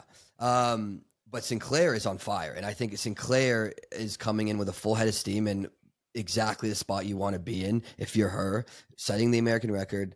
It is also a bit easier to race when you're not necessarily like the overwhelming favorite, right? It's like, okay, I'm coming in, and I'm clearly in the shape of my life right now, but it's not necessarily like, everybody's expecting you. It's just a bit different when you're number one and everybody's gunning for you. I mean, people are gunning for her because everyone's seeing how fit she is, but she's just not quite in that spot yet to earn the favorite to me over someone like Nikki. Yeah, but I think agree. number 3 is tough because like Heather McLean, unbelievably good. And I would say she for sure is up there, but has she raced big coaching switch? I don't think she's really raced recently. And it's kind of a toss. I just don't really necessarily know the status of her enough to be like, yeah, she's definitely going to make the team. But I think it's between like her and Emily Mackay. I think Emily Mackay ran a really good 800 recently. I think 158. Yep. So on five is things are clicking at the right time. I think she is. I think I might take her over Heather, but yeah, the headphones finally died on you, huh? headphones finally died on me. So I'm gonna hold my microphone that is in a coffee cup. I'm gonna hold it here so the feedback from your voice doesn't go. Yeah, I was like, are you mimicking me? Like, could you? I wouldn't mind if you wouldn't impersonate me. But yeah, I think the women's 15 is gonna be. It's always really fun. These are my So, favorite races to watch. yeah. I mean, this is racing at its purest form, and I think this is the race I'm most excited to see. Is the women's 15? I think the men's 15. It's a bit more. It's like, okay, so I'm having a bit of an issue because I'm still like hearing a lot of myself in your. I think like the speakers might be a bit loud on your end, and so then now I'm hearing myself back in the microphone. Okay, hold on. Let me put in a second pair of headphones. Mac, Okay. sorry, you might have to edit all this out. Okay, and now we're back. Okay. You just leave the room again and I just start rambling again. Wait, hold on. Now this is actually a good point. Now are you gonna put on are these your Beekeeper coffee headphones? Now I have a bone to pick because I did not get these Beekeeper headphones and they're sick. They came in a really nice package. They're like Dre headphones. And okay. And can you hear me, Aisha? No, she can't. Anyway, so I'm just talking to myself. But she got these headphones. I do not have them, and I'm just going to assume that they are either in the mail or it's not, or they're lost in transit. Because I'm going to be heartbroken if they didn't send me these headphones. How's it going over there? I have a new solution. It's not going great, but I'm just gonna back up from the computer I'm just gonna be here. Okay. So now you talk and great. see if you can hear yourself. I can't hear myself. This has been honestly, God, I think it's been a good episode. I'm sorry. I'm really sorry. We're truly just doing our best. It's funny because like there's no track and field that happened, and yet we are almost 2 hours into this thing, and I'm like, we're not even done with. We haven't taken any fan questions. We haven't. Okay, so we've just been troubleshooting. Let's get it going then. Okay, let's get it going. Okay, so now I can't access my computer, which had the start list, but let's talk about the men's 2023 start list. The men's 15. Now, Yard and Goose is probably, like, would you say he's the favorite over Cole Hawker? He's the favorite. He's insanely fit right now, running super fast. He's dropped his 800 down, right? Because you used to say like, okay, Cole Hawker for sure has the better foot speed wheels over Yard, but now it's like Yard has really dropped that 800 down so much that you're taking away one of, I mean, Cole's big weapon is his kick, right? His last 150 is otherworldly, but if Yard isn't close enough for him to use that kick, it's going to be, it negates the whole thing. So Yard is a lock to make the team. I do think Cole is going to make the team. Is he a lock? Yeah, I'd say he's probably a lock. Yeah. And then Hobbs, like, the U.S. Big Three, Hobbs, is he in the same shape that he was in last year? I don't know. No, it's been a little tough. Right? He raced the 15. He raced the international mile, or not the international. He raced the Bowerman Mile, right? He raced Bowerman Mile. Yeah, I was thinking of the last time I saw him was his race at Sound Running, and yeah, he just doesn't have that kind of that like last 300 that we've seen from him. That's typically the last thing to come around in training is you focus on from the top down as you work on your strength, blah, blah, blah, strength, and then you turn the screw of the speed. But maybe, that speed is more easily accessible in your extreme youth of being super young as he is. And maybe, what we're seeing is that necessity to develop it over the season. So, I'm sure he'll come ready for US championships with all of his tools as sharp as he can have in his toolbox. But I do think, last year he was on such a heater, and he raced really, really well at the LA Grand Prix last year. That really elevated him to this next level of this sort of world class, world beating type of shape. And I haven't necessarily seen that this year, even though I'm a huge Hobbs stan. I do think he's a bit vulnerable in third. Yeah, I mean, he's definitely vulnerable, right? Because I think some of these college guys are going to be a fucking handful, like Ethan Strand, Nathan Green. I think they can easily sneak in to one of those third spots if, depending on the race, depending on how, the 15 is such a wild card race where it takes first off a lot to get through. These prelims are fat. They used to be slow, right? But they've gotten faster and faster and faster. It takes sometimes big efforts to get in. But like guys like Ethan Strand he just won the international mile at his first pro race. He looks incredible. He looks incredible. He's got a vicious last 100, 200 meters, crazy speed. So I think him and Nathan Green could make a run at that third spot. But as of now, I would still say that the US big three are the favorites to make the team. Agree.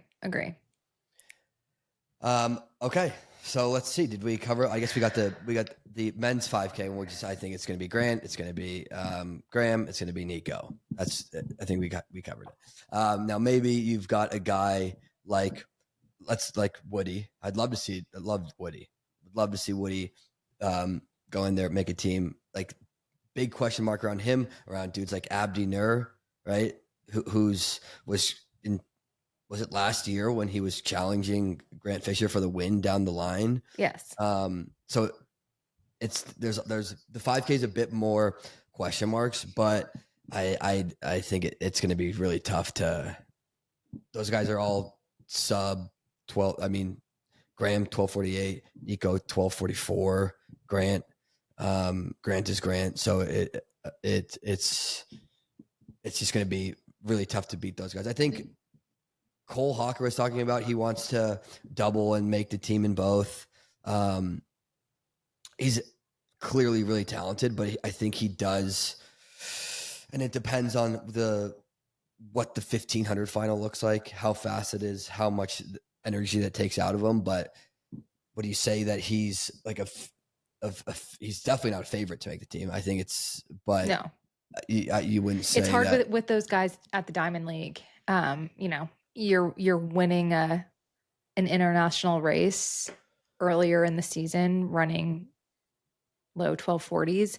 It's really hard to bet against that, right? Like these guys are sharp. These guys are ready. There is such a momentum in winning that you can't discount that, right? Like even if you are an Olympic gold medalist in the 15, like and Cole had a really phenomenal indoor season in the longer races as well, but it is really challenging to deny what we've seen from Nico, Grant, and Graham. Yeah, no, they're killing it. They've elevated the level of the U.S. distance running, and like being able to compete against the Africans. You're in it, like you're looking at the golden age of like distance running in America. It's pretty wild to see. The women's side, it's just the exact opposite. It's just like very open on the women's side. So open. Who's even the favorite? And what I was kind of thinking, because I remember I know Emily Mackay is doubling, right? Yes. But I thought that, I mean, the 15 is just a tougher team to make than the 5. I mean, I respect her for going for both. A lot of times, like, coaches would look at events and they'd be like, which team do you have a better shot at making? Right? Let's go for that. I would assume, I just think that the 5K team would be an easier team for her to make. I think she's run 14:44.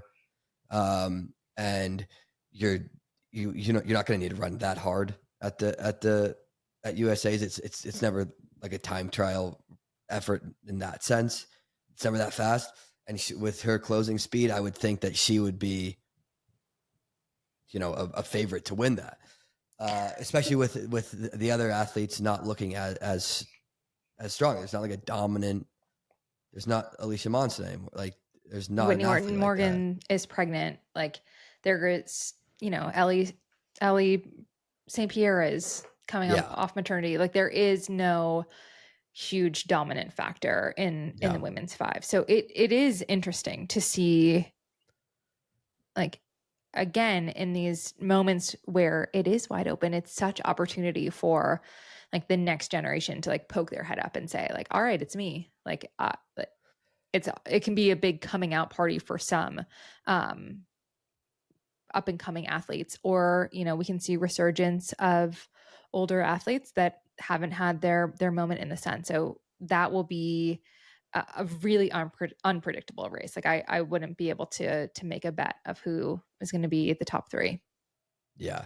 I mean, are there collegiate athletes right now for the women's 5K that are, like, in insane shape? It doesn't seem like there's anyone that stands out. I mean, there's also such a big gap between the collegiate 5K and the world-class 5K. The 5K's gotten is Josette Norris in the 5K? Oh yeah, of course. We're totally blanking on Josette. Josette is clearly the favorite here. She's run 14:25. Ran 4 flat. I watched her race sound running 2 weekends ago, running 4 flat solo. She looks incredible. I mean, Josette has had a lot of times where she's come into USA's looking really good, but, like, hasn't quite nailed it. But this right now is like, it's her time. Like, she's ready. She's racing incredibly well under a variety of circumstances. And I think that this is totally Josette's moment for sure. Another athlete that is an up and comer that I really like in this race is Bailey Hertenstein from CU. She ran sound running a couple weekends ago and just has a ferocious closing speed. I remember I went to Pac-12s or whatever the last Pac-12s was at CU, and watched her race, like, her conference meet, and thought, like, holy smokes, like, this chick is the real deal. So I think she's honestly got a chance. Like, if you have big closing speed, that's what you need for these races. And she's run 14:48. But yeah, it's going to be, the players are Josette, Carissa, Wayne, of course. Like, you can't deny Wayne. Colati is just such an underrated athlete. I wish that she got the shine that she deserves, because she's just so consistently world class, and people don't talk about her. I mean, she's not like a flashy, splashy, like, outspoken personality, but she has such an incredible story and is such a great and consistent racer. I do think, I said I couldn't pick the team, but I think I'm gonna pick Josette and Wayne as, like, a kind of guaranteed 1-2, and then, not totally sure about Carissa's shape, not totally sure about Elise's shape. Shelby, Emily Mackay, yes, she's run 14:45, but this is a new event to her, and the 5K is a totally different beast when you're coming from the shorter distances. And then Bailey Hertenstein, Taylor Rowe has been racing really well on the roads, and that's kind of like the major heavy hitters. We really, this is what's so exciting, is we just don't know what's going to happen. I want it to be tomorrow because I want to see these races. Yeah, totally. I mean, first off, totally forgot. Is Shelby just doing the 5K? I only saw her in the 5. Yeah, That's the move. Like, I mean, like we just were talking about, it's if if you want a shot at making the team, right, and it's 15 and 5K, and you're like, I don't really know which one to go with. The 5K is a bit more open than the women's 15 right now.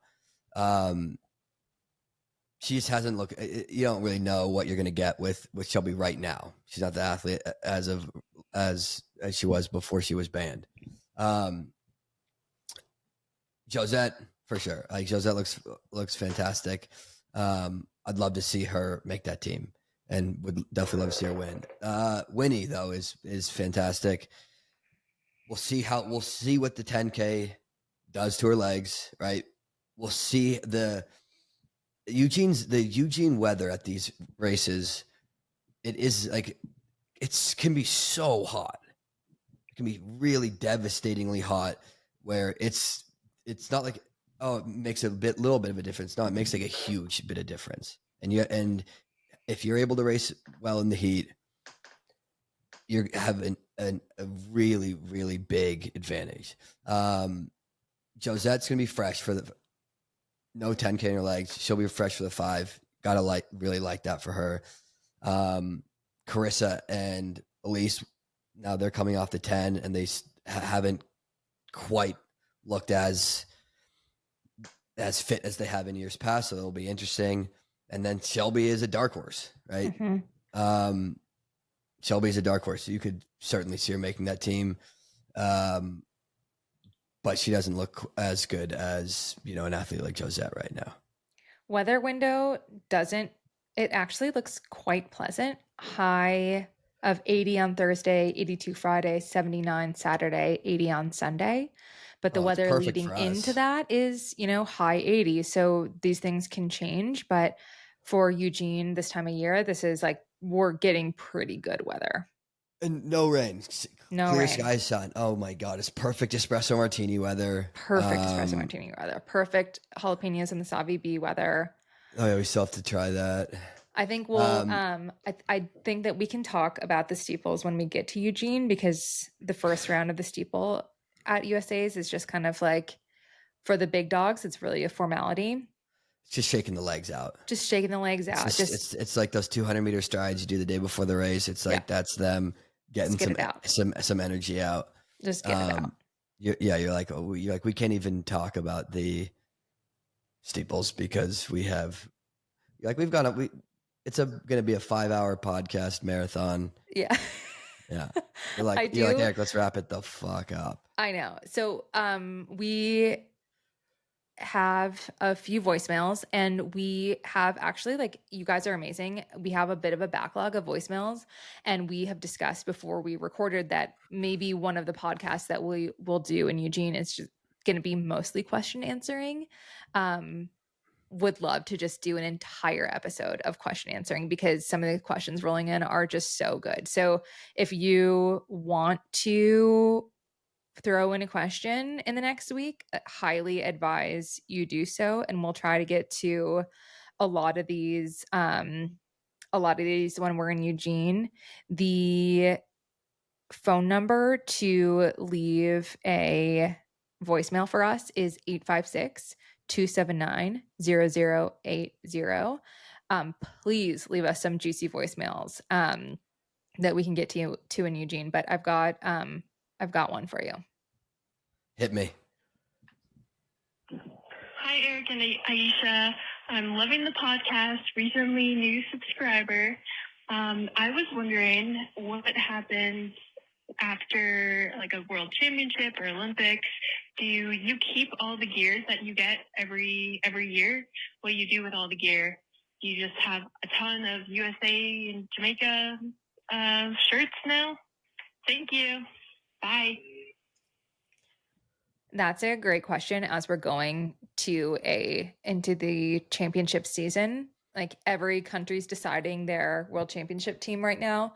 And once you make the team, you're presented with like at least one gigantic suitcase just full of gear for your country.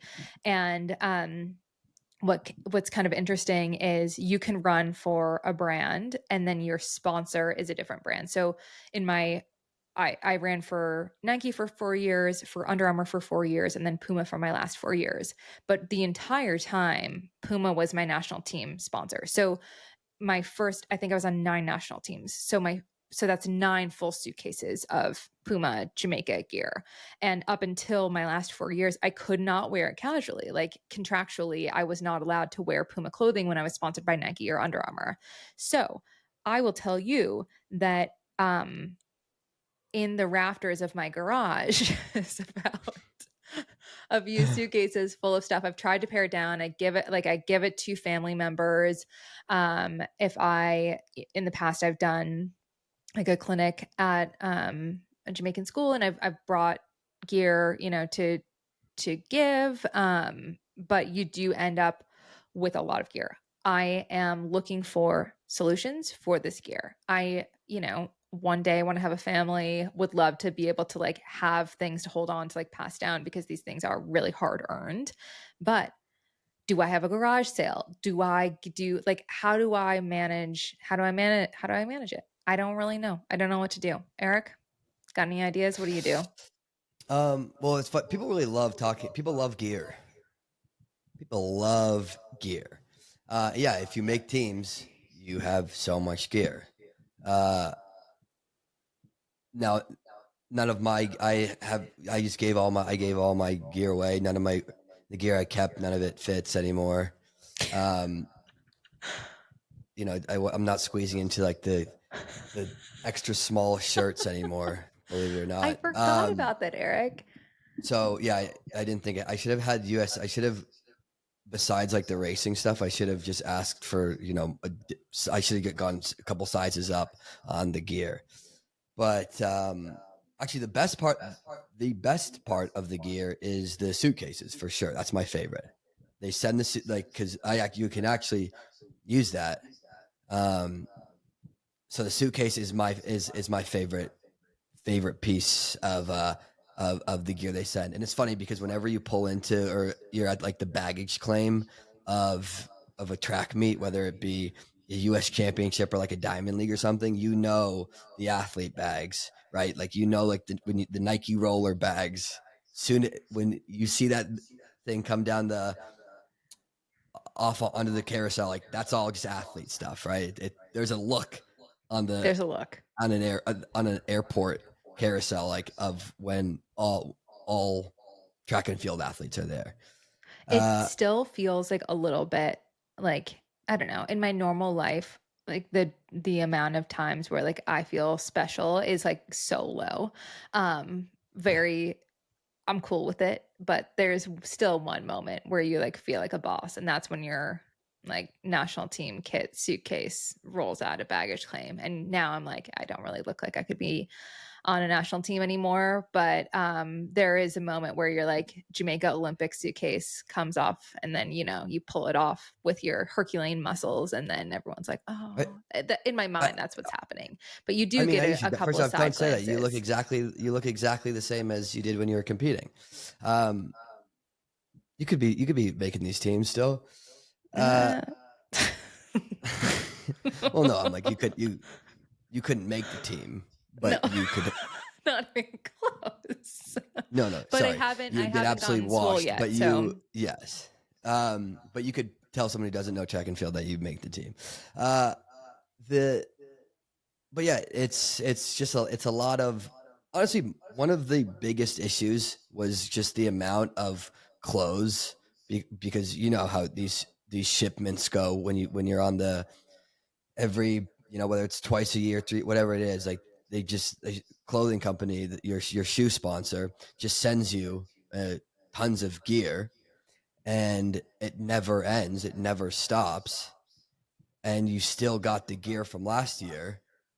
And you're like, one of my big issues is that when you're running, like, I have so much clothes, it's overwhelming.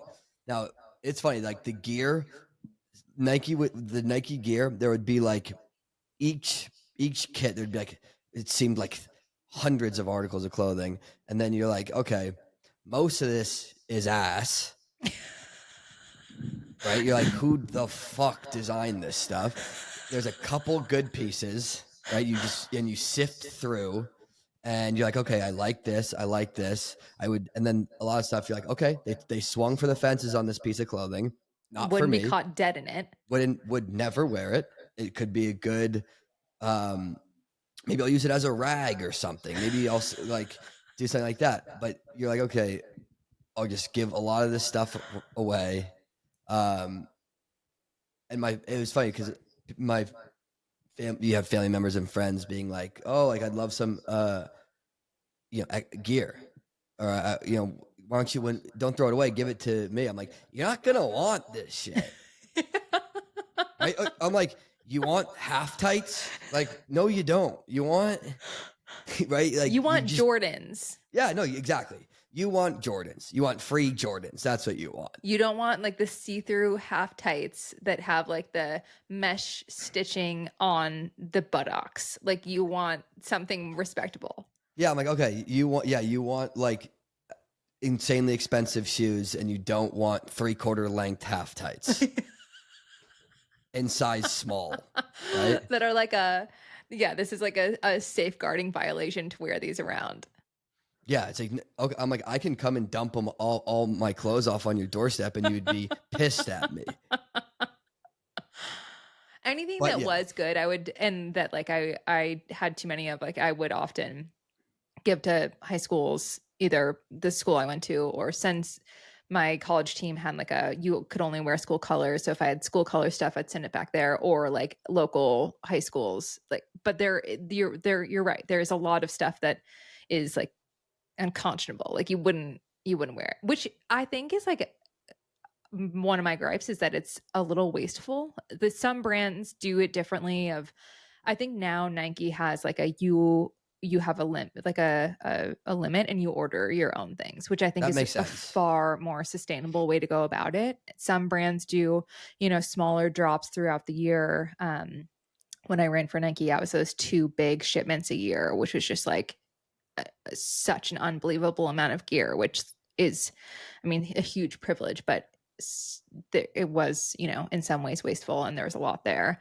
When I ran for Under Armour, it was like more frequent, like little capsules of stuff that they wanted you to wear, and then you had a budget where you could order things for friends and family that you wanted, or things that you wanted for yourself. And then when I ran for Puma, it was back to those like the bigger shipments, but a little bit more edited versions, which I found myself like liking more of the stuff. And I don't know if it was just like the style, or whoever was like sourcing the stuff for the athletes just like had a little bit clearer vision.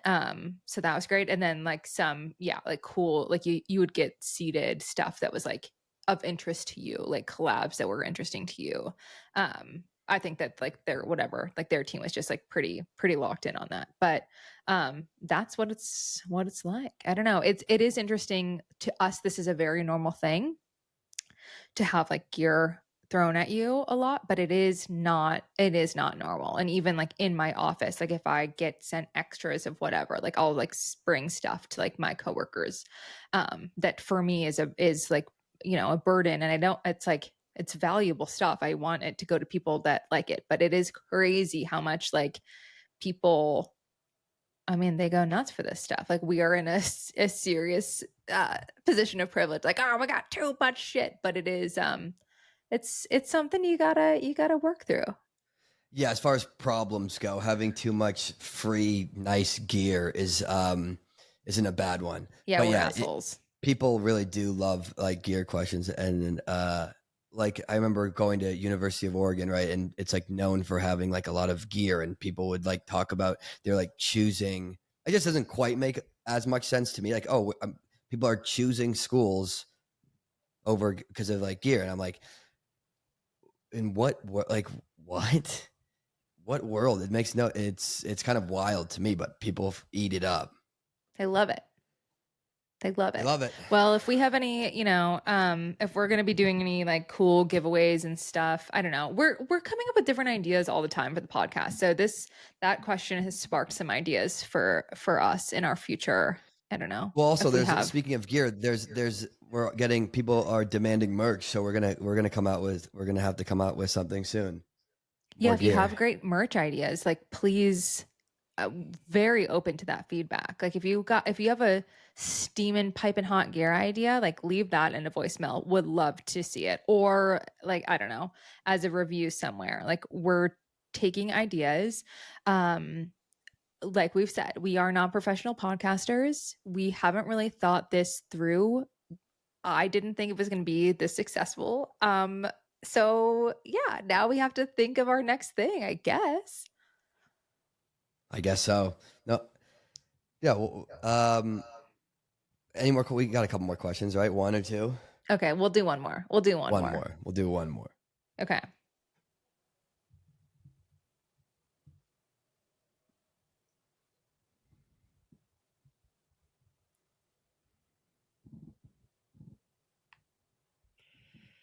Hey, Eric and Aisha, huge fan of the pod. You guys are killing it. I'm actually calling in from the streets because back at Grand Slam, I bet my life savings on Mary Mora. Got bad gambling advice. We all kind of know how that went. But with that, I'm coming back and still asking for gambling advice. So I guess it's more retrospective. Who is someone that going into USA's you didn't bet on making the team, but now you really wish you had? And bonus points, why didn't you bet on them making the team in the first place? Thanks. Bye. Okay, I have a really good one for this. Wow, he's coming back. Okay, I have a really good one for this. Wait, so okay, hold on. So it was who did you not bet on at USA's that you should have, looking back on it, and why did you not bet on him? Yes. And then also And fuck you for telling him to bet on Mary Moore. I got it. Yeah. No, if you're new here, I did tell everyone not actual gambling advice. Like I gave a good disclaimer, like don't really listen to this. But if it were me, I would bet the house on Mary Moore cleaning up at Grand Slam. We saw how that went. It did not go well, and everyone lost everything due to my non-official gambling advice. But here's what's so crazy. And I like need to write like an apology letter and like send her a kombucha. But I did not have Parker Valby making both teams for the Olympics on my card. I thought that the NCAA athletes just wouldn't fare as well going into the Olympic trials because it is such a challenging time to go from like cross, indoor, outdoor, and then the Olympic trials, which is such high stakes, and then get prepared to race in Olympic Games. I was wrong. I was completely wrong, and she proved me wrong at every step of the way, and like got on the world stage, became, a world beater overnight. It was like, I mean, nothing is overnight. Like she earned this over several years and was clearly on a tear of good racing, great racing, and then holy shit racing. So yeah, so that is my bad take that I will own and will be cheering for Parker for every race henceforth. I wonder, I wonder if the US championships are, if we can bet on it, like if it's on DraftKings. I don't take you as a big sports gambler. Me? Oh, I actually yeah, am. I am. Really? Yes. So what, you're a DraftKings My first girl? sports bet ever, I bet I bet $30 on Like $900. a golf bet, and I won $900. $900. Wow. Oh, so you got the bug. I mean, you don't have a $900 payout and call it then. You're like, and we're off to the races. Yeah, I mean, I don't have a problem, but I use it now. It's okay. I use it now to get interested in things that I'm not necessarily that interested in. I love endurance sports. I will watch any endurance sport all day, any day. So I don't actually like the idea of betting on track because I'm already so invested. I think it would give me stress. However, if there's like an NBA game that I do not give a shit about, I'm going to bet on that every time. I'm making bets during the game. I'm doing, like the fun coin toss bets at football games. Like I just don't care as much about those sports, and sports betting has brought me into the fold. I love it. Wow, that I wasn't expecting such an impassioned sports betting thing. You're like, I love this shit. I love this shit so much. I do. Yeah. I'm kind of the same way. Like it is like I'm not betting lots of money. Like I don't want to bet. I'm not gonna bet enough money where I'm now like in a bad mood and like really No, upset if I it's lose not it. worth it. It's a couple. Yeah, no, it's just a little thing to keep it a bit interesting. So, but I was just wondering if you know if the odds are out on the racers yet, or if they will be in this week at some point. I guess like who's my pick. Last year, I think my big surprise. I think I was definitely surprised to see Hobbs Kessler make that 800 team, like especially, and it's not because he wasn't really obviously unbelievably talented. It was just with how tough the 1500 was, right? And it's a 3:30 race after multiple rounds, multiple days, and something that we don't talk about a lot, or maybe we do, but it's just like the U.S. Championships, like the mental drain it takes, like the emotional. It's physically a lot, yes, but it's more tiring emotionally to regroup emotionally after a U.S. Championships where you've just dumped so much time and you're the one thing you're most passionate in the world about, to come back after that, regroup. You know, you whether you race good or you race bad, it's such a high, and it can be very tough to emotionally regroup and bounce back. But Hobbs raced to the 15, killed it. You know, we know how he went, made the team, but I was surprised to see not just to see him make the team, but how well he raced the 800 and was competitive in every single race. He was following Bryce Hoppel every step of the way. That definitely surprised me. And yeah, looking back on it, I don't think we were giving out odds and gambling advice last year, but maybe this year on the I don't know what the CITIUS setup is, like how many.